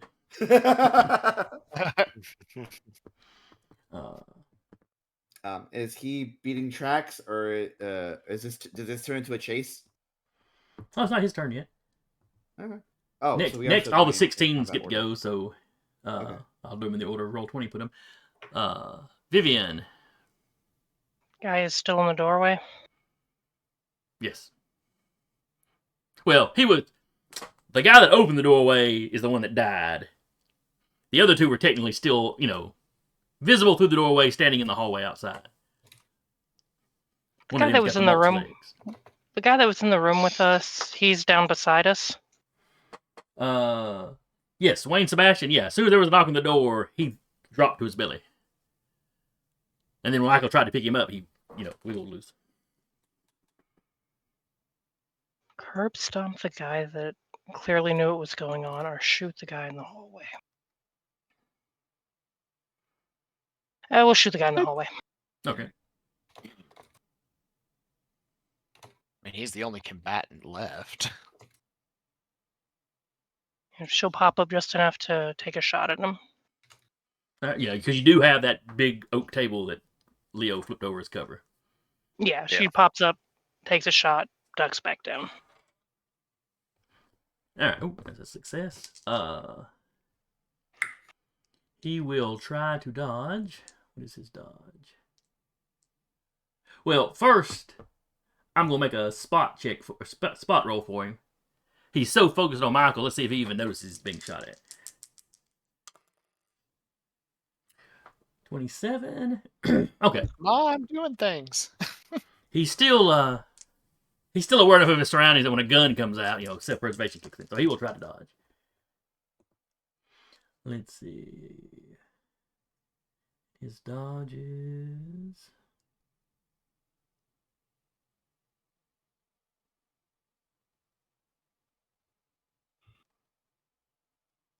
Come on. Okay. Ooh, and he fails. So that is 6 points of damage.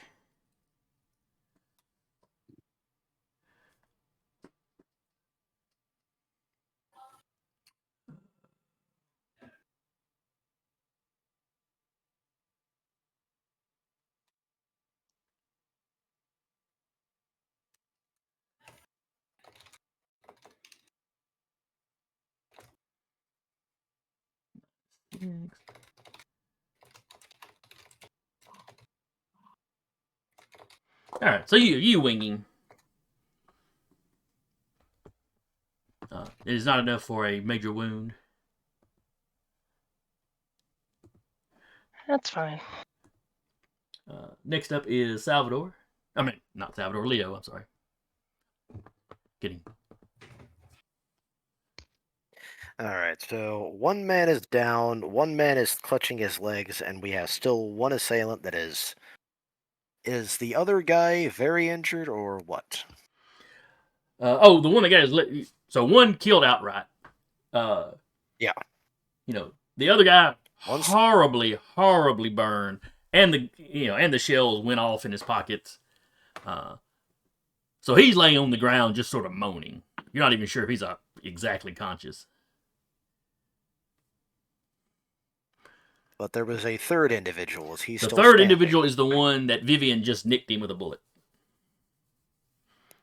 And yeah, he's still standing. Right. He was undamaged by Michael's thing.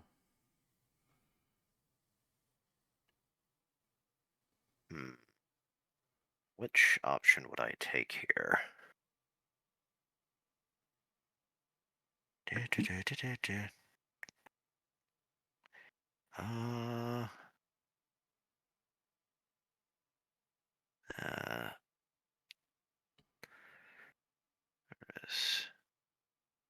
Still only be a 50-50 shot there.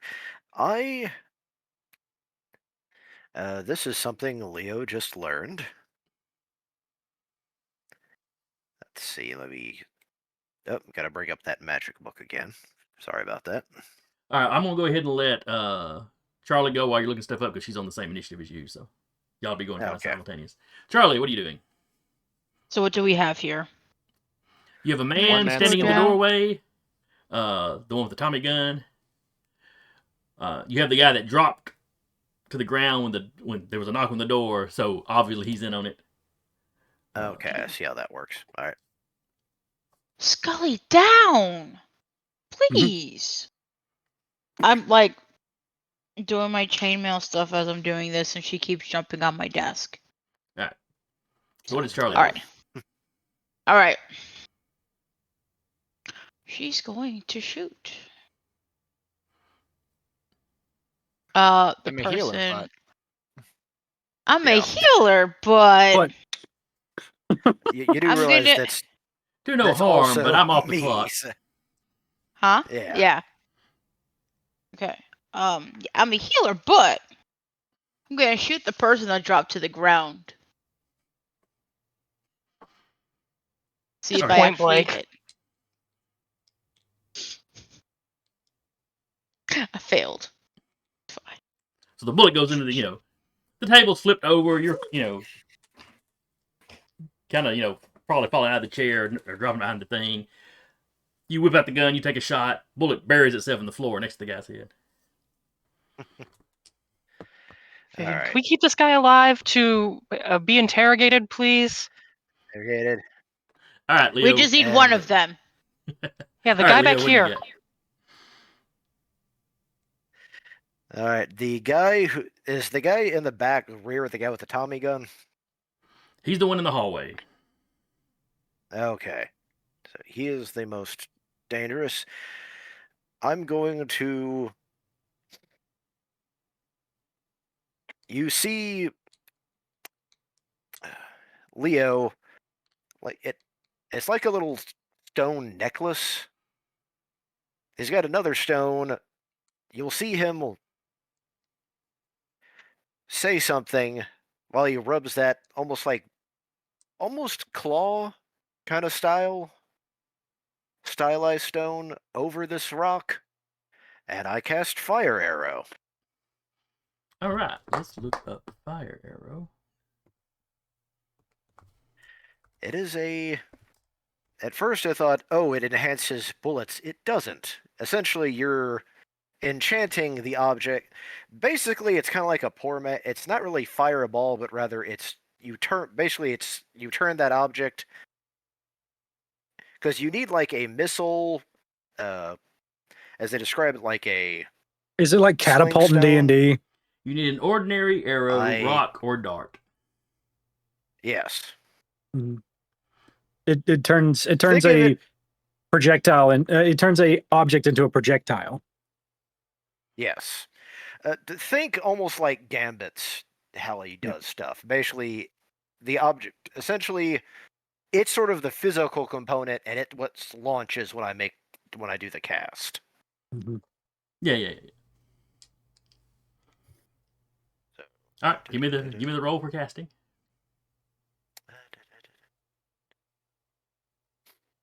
Come on. Success. All right, success. Let's see, there's no resistance because this is physical damage. Yeah, because the spell's on the thing itself. Yeah. All right, 3d6 of damage. It's kind of a nice one, so it's a weapon that I can carry where I can't carry a weapon.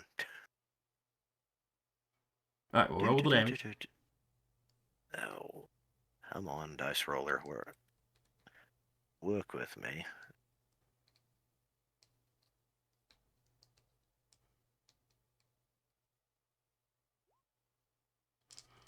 All right, so that is 12 points of damage.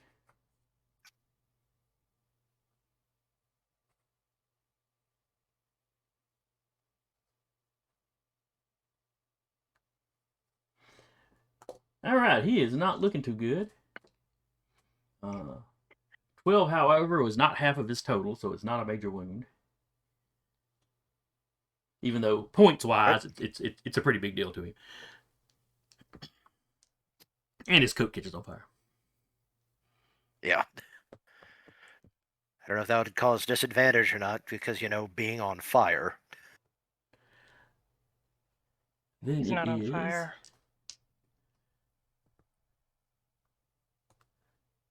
All right. Then it is... Okay, that's the guy. Next up would have been the guy that's laying on the ground, but he's out of it. So, Salvador, you're up. Hi. Wow, what a time of yawn. I hate that.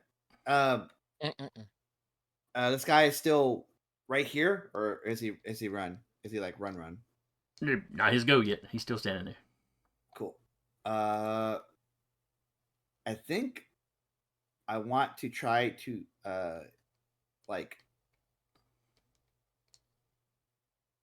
I want to make an attempt to yank him in towards us.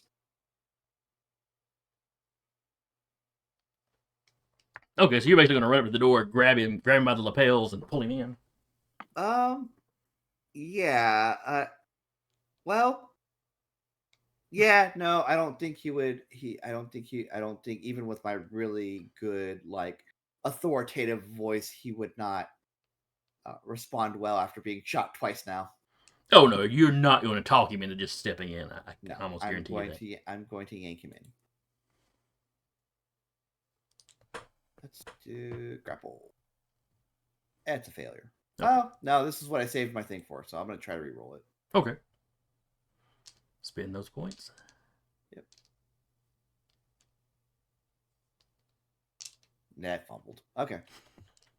You do have to go with the second roll, whatever it turns out to be. That's fine. Salvador, not great with his hands unless there's a firearm in them. So, what's a good fumble? What would be a good fumble for a grapple? Is there a fumble table on here?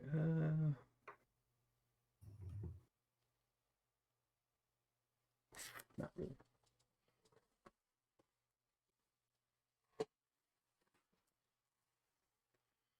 I'm going to say that you kind of, in your fumbling and bumbling here, you kind of trip, you hit the door frame. You're kind of blocking sight of the guy.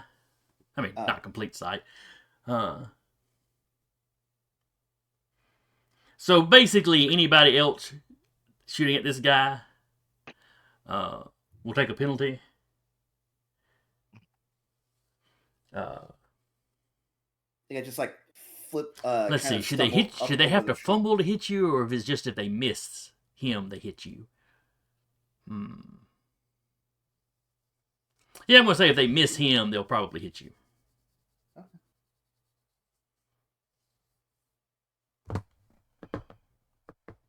Yeah, just for this, just until the next time you go, and you can move back out of the way or whatever.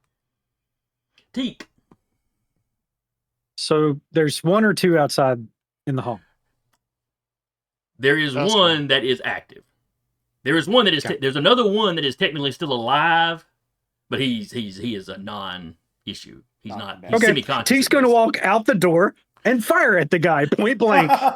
So you literally walk out and push past Salvador. Get out of the way. And just point him. Pow.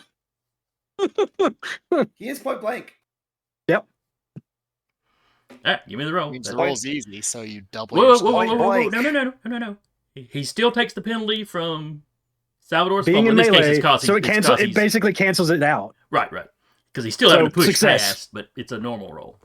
And damage. And it's point blank at waist high level. I rolled just the stat skill, but I'm gonna roll this. Okay, 4 damage. Still a success, 4 damage. Alright, so that's another 4. Ugh, this poor guy is becoming just a sponge for damage. Clearly, they were not briefed about our reputation. And then, is the shut up sitting next to Teak? Well, the hallway is starting to catch fire. Mm-hmm. That's fine. So, high or low? Ha! Low. How likely is it that it blows up in your face? 3. It is not laying in an area currently on fire. Okay. Is So it it next is to close Teak? enough. It is close enough that Teak can grab it. Yeah, because they were Okay, all Teak just reaches- crowding up to the doorway. Teak just reaches down and picks it up, and then he's still got his other gun on the guy. Ooh, that's I think this is mine now. Puts it in a backpack. bigger than he Yoink. is. Yeah.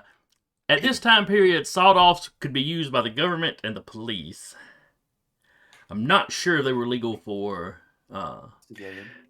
civilians or not. Certain guns were actually made if it was like, because that's where you get that weird, it's a pistol, because there's like, part of the reason why you usually always saw bartenders with a sawed-off, it's because there was a specific type of pistol that was made. It was kind of the loophole.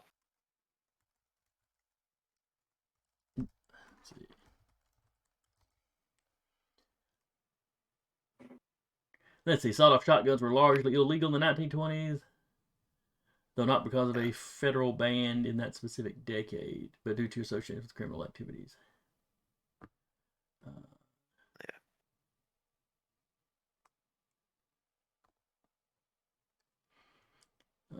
Yeah, and then it goes into some stuff from the 30s where they were actually,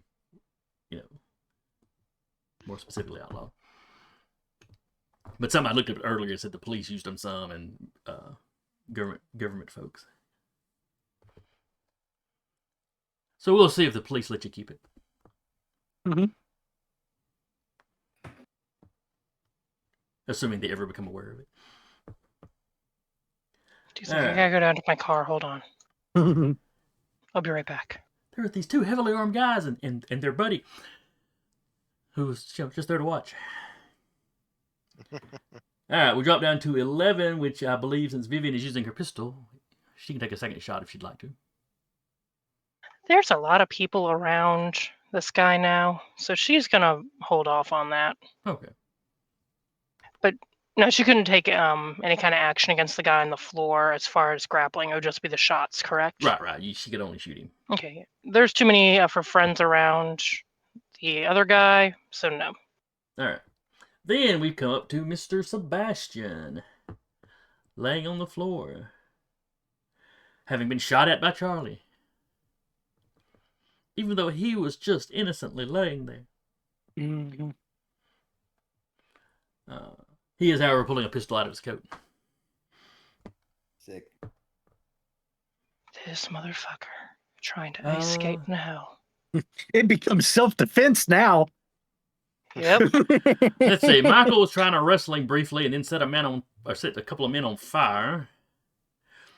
But Charlie's the one that just put a bullet in the floor next to his head, so I think Charlie's got his attention. I get the feeling that if he shot Michael, Vivian would not take that too well. I took that personally. Mm-hmm. I am sure that you would. Why does my stat thing keep shutting? Surprise, Vivian is also a pirate now. Surprise. It's All right, contagious. So Charlie, he is shooting at you. Let's see. This would probably be point blank. But he's laying awkwardly on the ground, so I'm going to say that cancels out. He needs a 55 or less. He got a 28. So that's not going to be a special or anything. You may dodge if you would like to. I would like to dodge. I mean, you don't have to, but if you want to. I would like to. I can find it. There we are. Special! Kicks the gun out of his hand. Like one of those like what was that bad spy show that had Pamela Anderson or whatever in the 90s? Spy show. There's Baywatch. That was the that one. one. Baywatch was a spy show? Like, wait, what? Baywatch got weird. Okay, I mean they basically had Stripperella like was a a superhero cartoon that she did a voice for. Barbed Stripperella, Wire which was was a movie. animated. I don't know which one you're talking about. Yeah. Something like this where they just like they throw a kick and the camera cuts to the foot like going up. That could be a lot of 90s shows. It so- sure could. 1998, there was 4 seasons of something called VIP that she was in. That's the one. Yeah. How was I unaware of this?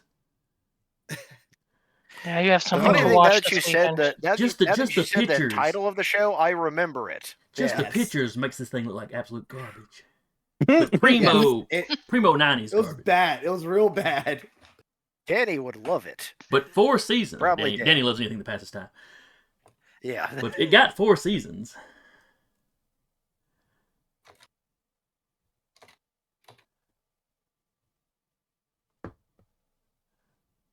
Anyway, that Yeah, where it's just back like here. a punch and like the camera cuts and like some stunt doubles fist that doesn't even look the same. So yes, you very gracefully get out of the way, John. You're out of your chair. The back of your chair takes the bullet. Let's see. Then next up is that's the.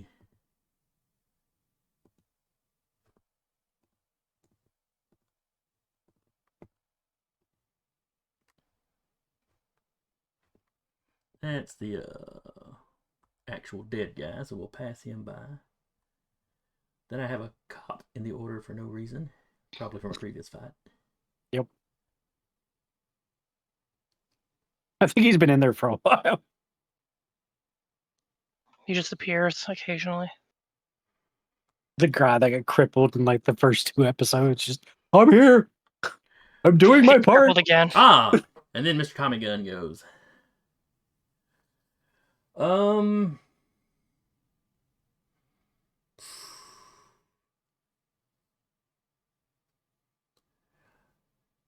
Let's see. The hallway is burning. He's been shot multiple times. A warlock tried to set him on fire. He's not on fire. He was the one that his resisted the fire. His coat was starting to ignite from the flame arrow from my shot. Okay. Yeah. So he's like slapping at that.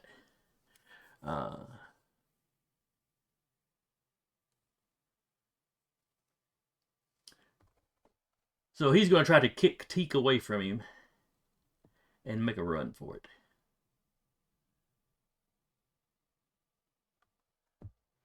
Where's my dodge? Nah. It doesn't matter with the 75. It's a very half-hearted kick, and then he turns and he's running down the hallway. Which, for the moment, leaves Teak the only one that can see him. Okay. I mean, Salvador, on his turn, can lean out the door and see him. But the rest of you lose sight of him. Do I check the dodge or no? Just double checking. No, you I don't think I do. roll Because, yeah. Yeah, it does not count as you having used your reaction or any of that jazz, because he failed.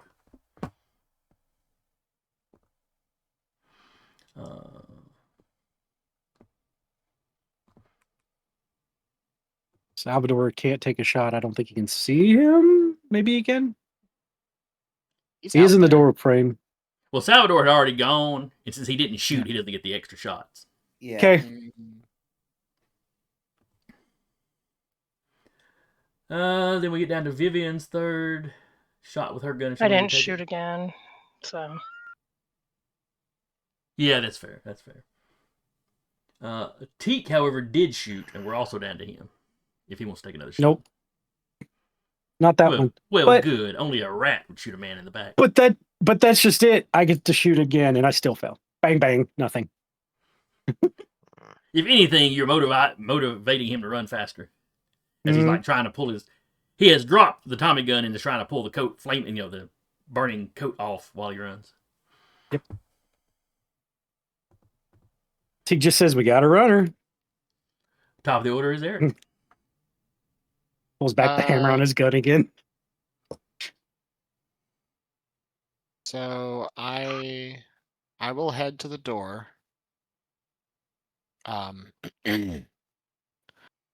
And I will utilize pyrokinetics again.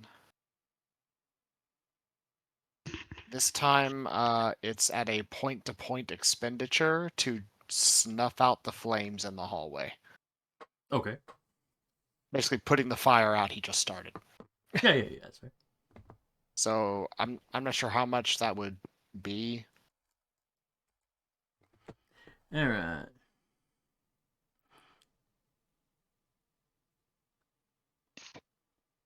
It's based on their size.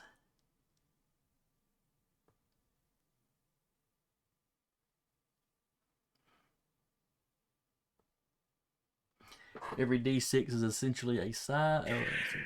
1d6 or 3 sides. So every d6 would be basically 3 sides. Yeah, it seems a little high though.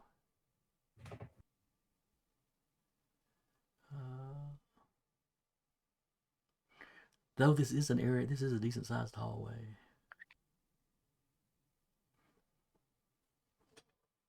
Well, considering he started at one turn and is stopping at the following turn, how long would it have had to go? That's true. It wouldn't have gotten much bigger than his initial expenditure. So yeah, we'll say same PowerPoint cost as igniting it. All right, then I'll We'll expend another. We'll say it hasn't spread much. Spend another 6 and snuff it out. All right. Mm-hmm. Vivian? She will dash to the hallway and try to give chase, since we have a runner and she's speedy. Don't kill the guy on the floor! I will say for movement, can I also be giving chase? Just I snuffed out Oh the yeah, fire. yeah. You can snuff out the fire and then you take off. That's fine. Okay. Do I need to roll anything for speed? Elves have 12. Yep. I'm just trying to look up the Chase rules. Yep. Even though we just used them the last time. I don't remember things. It was stamina versus stamina. At least for me, because it was human versus human, but I don't think you made That's right. Sarah roll at all. You only roll. You only roll the chase rolls when it's people at the same speed. If you're faster, you're just faster. So yeah, you get right up on him without any trouble. Then, Vivian. She will try a grapple. Try that grapple. Where is he? Noise. Let's see. Has he dodged anything? He's dodged. No, wait. This is a brand new round, so he has not used his reaction yet. He will try to avoid you. A 74 would not do it. So you tackle him to the ground. I'm going to say he takes those 3 points just from slamming him to the ground.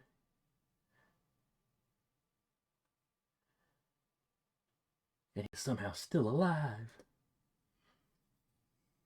At this point, it's you, Jason. You're torturing him.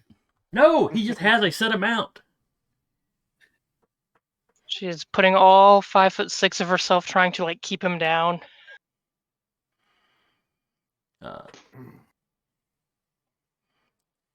He's just yelling in Russian now.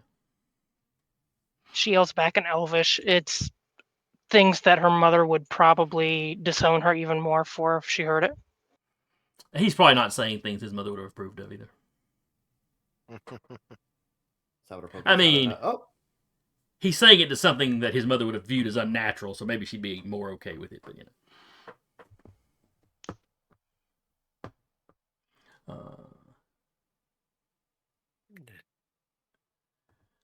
Then it is Leo's turn.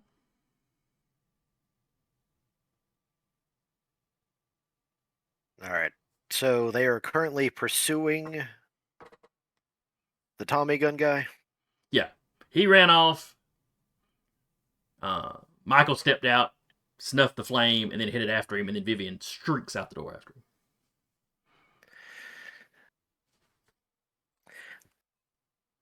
I'm going to attempt to stabilize this man. Okay, the after burn I guy disarm him, make sure he doesn't have. Yeah. Okay, you step out in the hallway. You can give me a first aid roll.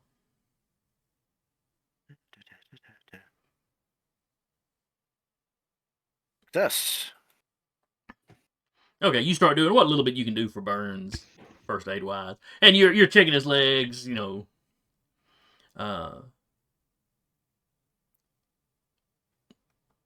If there's any bleeding, you're putting pressure. That sort of thing.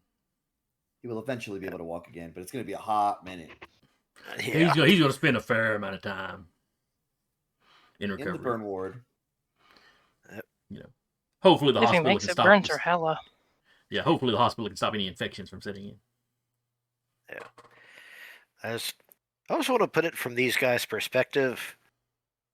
They kick in the door, and all of a sudden, it's just all they see is fire. No, they're not having a fun day. They kicked in the door, and I just went wizard mode. Fireball! Unleash hell, but not for us. Call an ambulance, but not for me. Yeah. All right, Charlie, what are you doing? All right, so Tommy gun guy ran away, and the guy who shot at me. He's still laying on the floor, pistol in his hand. Okay.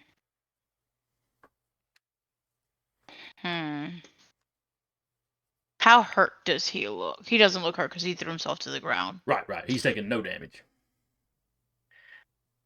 We're gonna try shooting again. Honestly, on at the this floor, point, you just just tie need to him tell up. him to surrender. Yeah. Surrender. We need you'll somebody live. to take to the hospital or to the cops. Yeah, no kidding. Viv did yell twice. Just tie him up. But he's still Don't got a got a pistol rope. and still pointing in your general direction. So whatever you want to do. Yeah. At the end of the day, whatever Charlie would do, but she was like, "We need somebody." And you've gone out and secured somebody. So this guy's expendable. Okay, so she's don't know gonna that. look at the guy and be like, either you surrender or my buddy's gonna just turn you into a crisp. Which one would you rather have? Give me an intimidation roll. Ooh.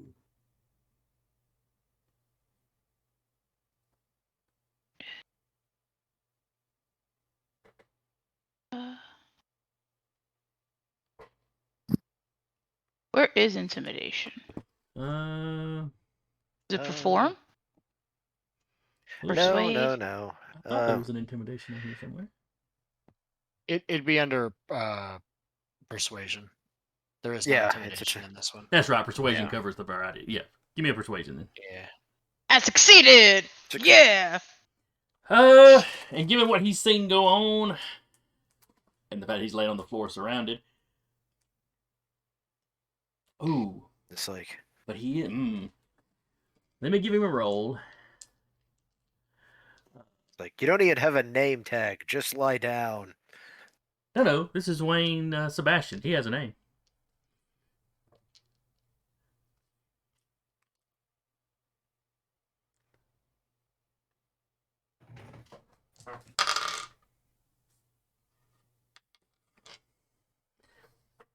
But he also has a little bit of a survival instinct. He drops the pistol and just holds. He's laying on his back, but he drops the pistol and just sticks his hands up in the air. All right. I give. And Charlie will go and kick the gun away from him.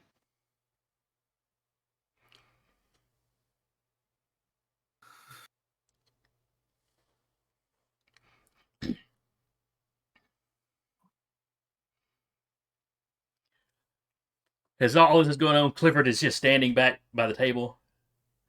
Just the shocked look on his face, and the longer he stands there, the more his hands are shaking to the point that the coffee's starting to slosh out of his cup a little bit. Hey, he's still alive. We're good.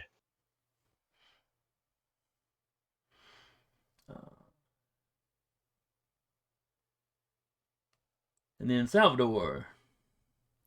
So the room is secure. Yep. I look down and go, good man. And I'll look out the window, look out the door. Do I have line of sight on him? I know. Yes. Wait. No, he's on the ground. Yeah. Vivian is like on his back. All right. Well, I want to get to where he has to intercept me in case Vivian moves on. In case he overpowers Vivian, I want to be further down to where. So you basically run past them, a couple steps past them.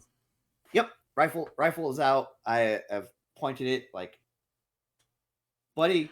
I'm picturing you running down the hallway, fishing through your back. Yep. Well, it's open. I have it unzipped generally when I know, especially after I saw that deal. I'm like, oh, zip. So you run past him, yank the gun out, and just level it at the guy. Stop struggling. You'll actually command if that is something you would like me to do. Yeah, I can see command. I can see command working. It's what Salvador does. Special. Well, he got a success, but only a regular success. Hope he's wearing his brown pants. And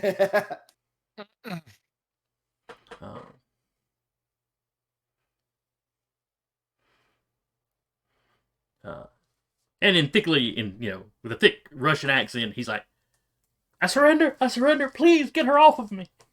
It's like a spider monkey. Kind of like nod my head to Viv. Like, she'll stand up, straighten the outfit. It's like, in 1 second, she goes from pro wrestler to perfectly high society. Put together. Mm-hmm. It's giving Nina Williams from Tekken. And now the guy's just laying there, breathing heavy now. And you can tell he's got wounds. Yeah, he's messed up.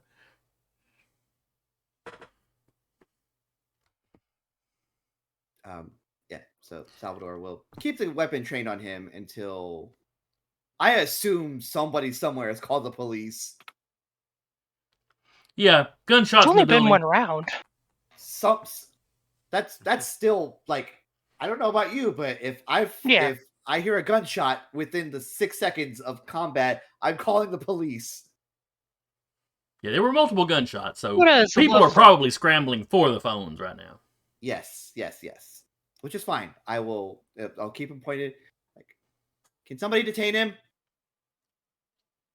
I don't have my stuff on me. I need to check something about 1920s fashion.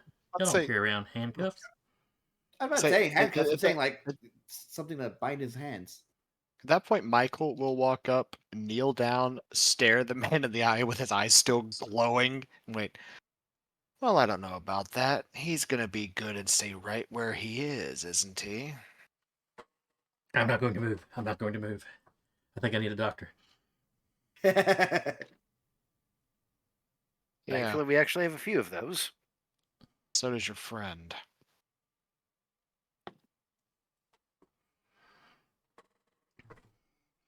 All right. Y'all just wait for the police to show up? Yeah, I think so. Yeah, Michael's gonna question the guy right now. It's like, I mean, you by all means. Yeah, like, so you care to tell me why you decided to try and pull this?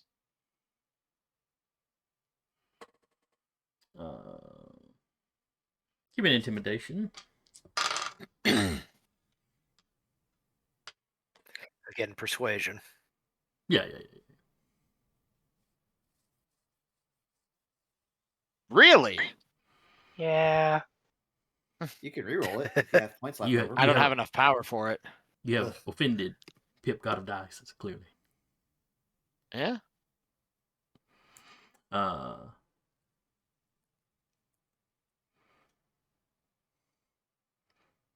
If you subtract it for 100, it's 11. Nuffle is pleased. All right, so he basically tells you,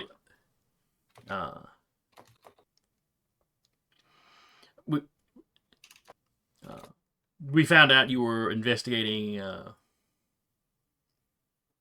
how would he word it? The weapons from the National Guard armory.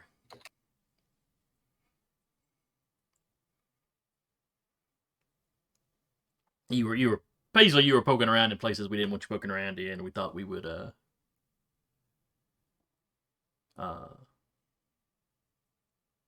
get you out, put you out of our misery.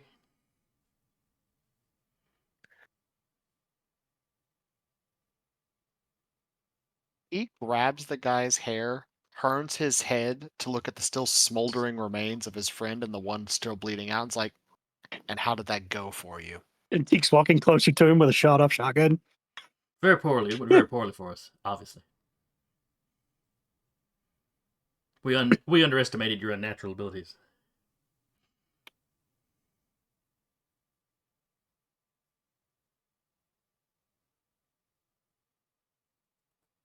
He wants to say something, but he's not.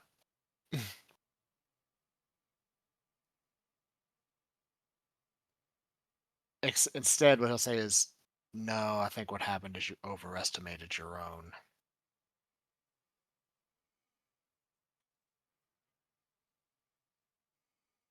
He looks mildly offended, as though he's kicked in the door and mowed people down plenty of times. He knows he can do that. No, it was you that he underestimated. He doesn't say all that,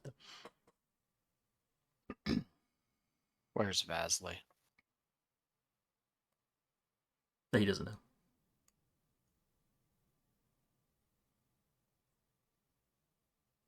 Insight check to see if this guy's lying or not. Yeah. Damn, we have offended the gods of dice. Yeah, it's a shame. It's just, Skill issue. It's a shame. Yeah, it is It's still a a shame. shame this guy doesn't know where Vasily's at. Yeah. I just wanted to roll to see if I can make it with a 5. Not a special. So. She's just curious. Teek's playing with his new shot-off. He's like opening the barrel, closing the barrel. So we're inciting? Insight? No, this is just No. these people right here. Just the ones out in the hallway. You're still kind of covering the guy inside, or in the room. So with a special, he's definitely concealing something. Mm-hmm. Like, does he necessarily know exactly where Vasily is at this very second? Maybe not. But that was obviously an off the cuff answer to just not answer, to just not say anything else. Mm-hmm.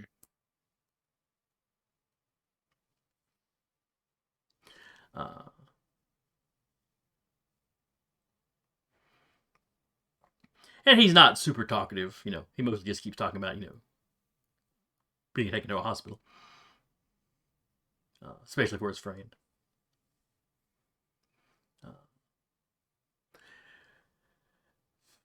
And relatively shortly thereafter, the police start arriving. Mm-hmm. Let's see, in this part of town, Probably the ones we've been dealing with, I think. It's close to our... Yeah, y'all we're still in the Windburn area. Yeah. Mm-hmm. So it is the Windburns that show up. And you've dealt with the Middleton police a little bit, but... Yeah. Windburn likes us better. Let me guess, they show up and see us there. They're like, oh, great. We were looking for a conversation, not... Yeah. So, yeah. They started it. They show up, and there's a second of, drop your weapons! Hi, guys! Ah, crap. Vivian does at least put her hands up to show she doesn't have her pistol. Teek has and they don't gingerly set the lower their shotgun. weapons, but one of the officers is like, okay, what's going on here, guys? They came in and tried to mow us down at a meeting. Michael then gestures to the probably scorched wall and went, as you can see, I took offense to that.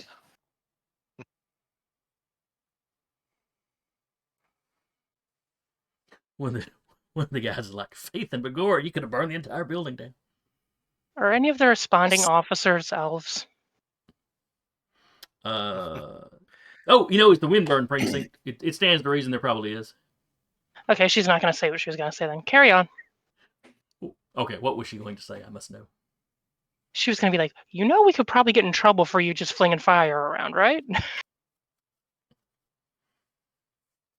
But she's not going to say that with people that could understand that. So police flood the area, and humans, dwarves, elves. No orcs. The police seem to be very hesitant to hire orcs. It's really not fair. Racists. But they take your statement. They take Clifford's statement. Vivian, the guy you had pinned. They talked to him a little bit before they take him to the hospital. The burned guy that Leo was stabilizing. As soon as an ambulance shows up, they ship him off. Yeah. Like, they're going to... end up as, like, walking wounded, or... yeah. The guy Vivian tackled, he's still capable of moving around under his own power. He's just hurt. Okay. Where the other guy, they send, like, one officer with him just, they don't consider him an escape, hazard Flight or risk. But technically, he would be under arrest, so they should have somebody with him. Where the big guy you tackled, he they do carry him to the hospital, but they carry him to the hospital in a police car. Mm-hmm.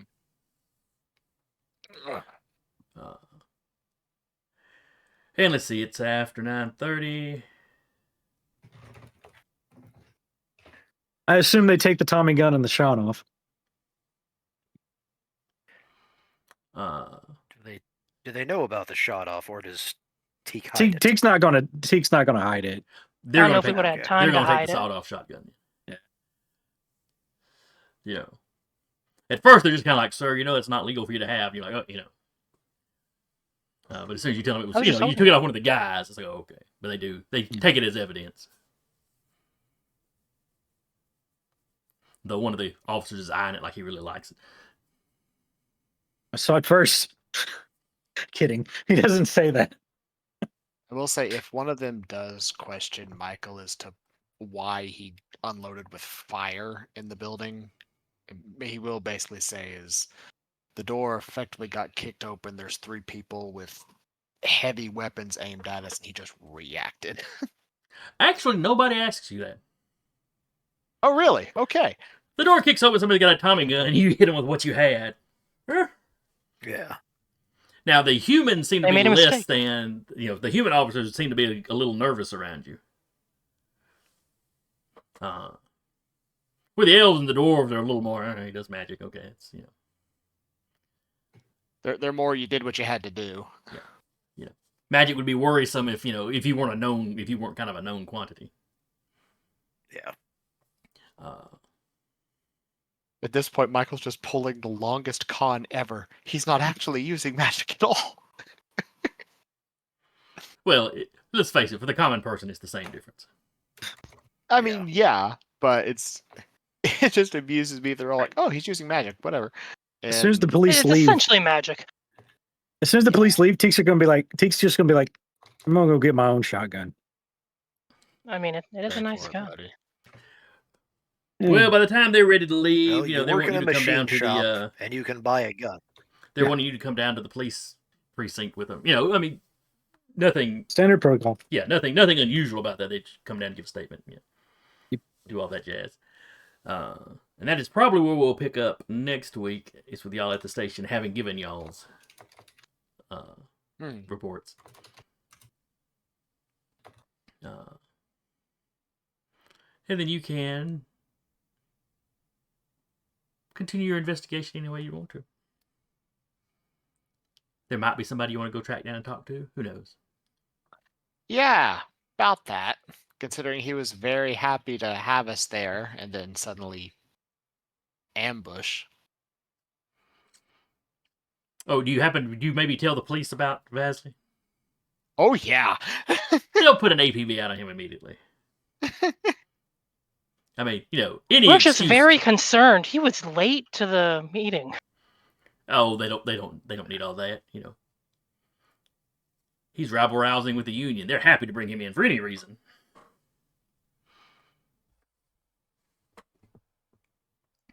But anyway, we will deal with that next week. Hope you guys had fun. I enjoyed it. I was hoping my ambushers would get to at least fire one shot. But... Nope. Sorry. They did. They did. They just missed. Yeah. He didn't fire. Well, that's true. The one guy did. You told me what the guns were. We kind of had a bit of advance warning because people scouted it out. Go you all. And then when you kicked down the door, it's like, oh yeah, it's a rifle, a machine gun, and a shotgun. My brain went, nope. Yeah. Oh, that last high-low roll. But also, they that I were had all Salvador coming make. through a. If it had landed the other way, Salvador would have spotted the guys walking up the door with the weapons out. Yep. That's funny. Yep. And the Teague trick didn't is even when dive they- for cover. It's just like, when they kicked in the door, it's just like, hey, a couple of armed men in a very compacted area. Fireball. Yes, it was kind of asking for a fireball. I didn't ask how far away they were. I said fireball. So anyway, Let's say- I hope anybody watching had Let the man fun. close up. I hope you'll join us next week. Again, I was your storyteller for the evening, Jason. And with me tonight has been Patrick playing Leo. Good evening. Rappy playing Charlie. Jeremy playing Salvador. Carr playing Teak. Sarah playing Vivian. And Eric playing the Pyro. And we will see y'all next week. Bye-bye. So tread with care and heed the sign. Abomination, Ali's line.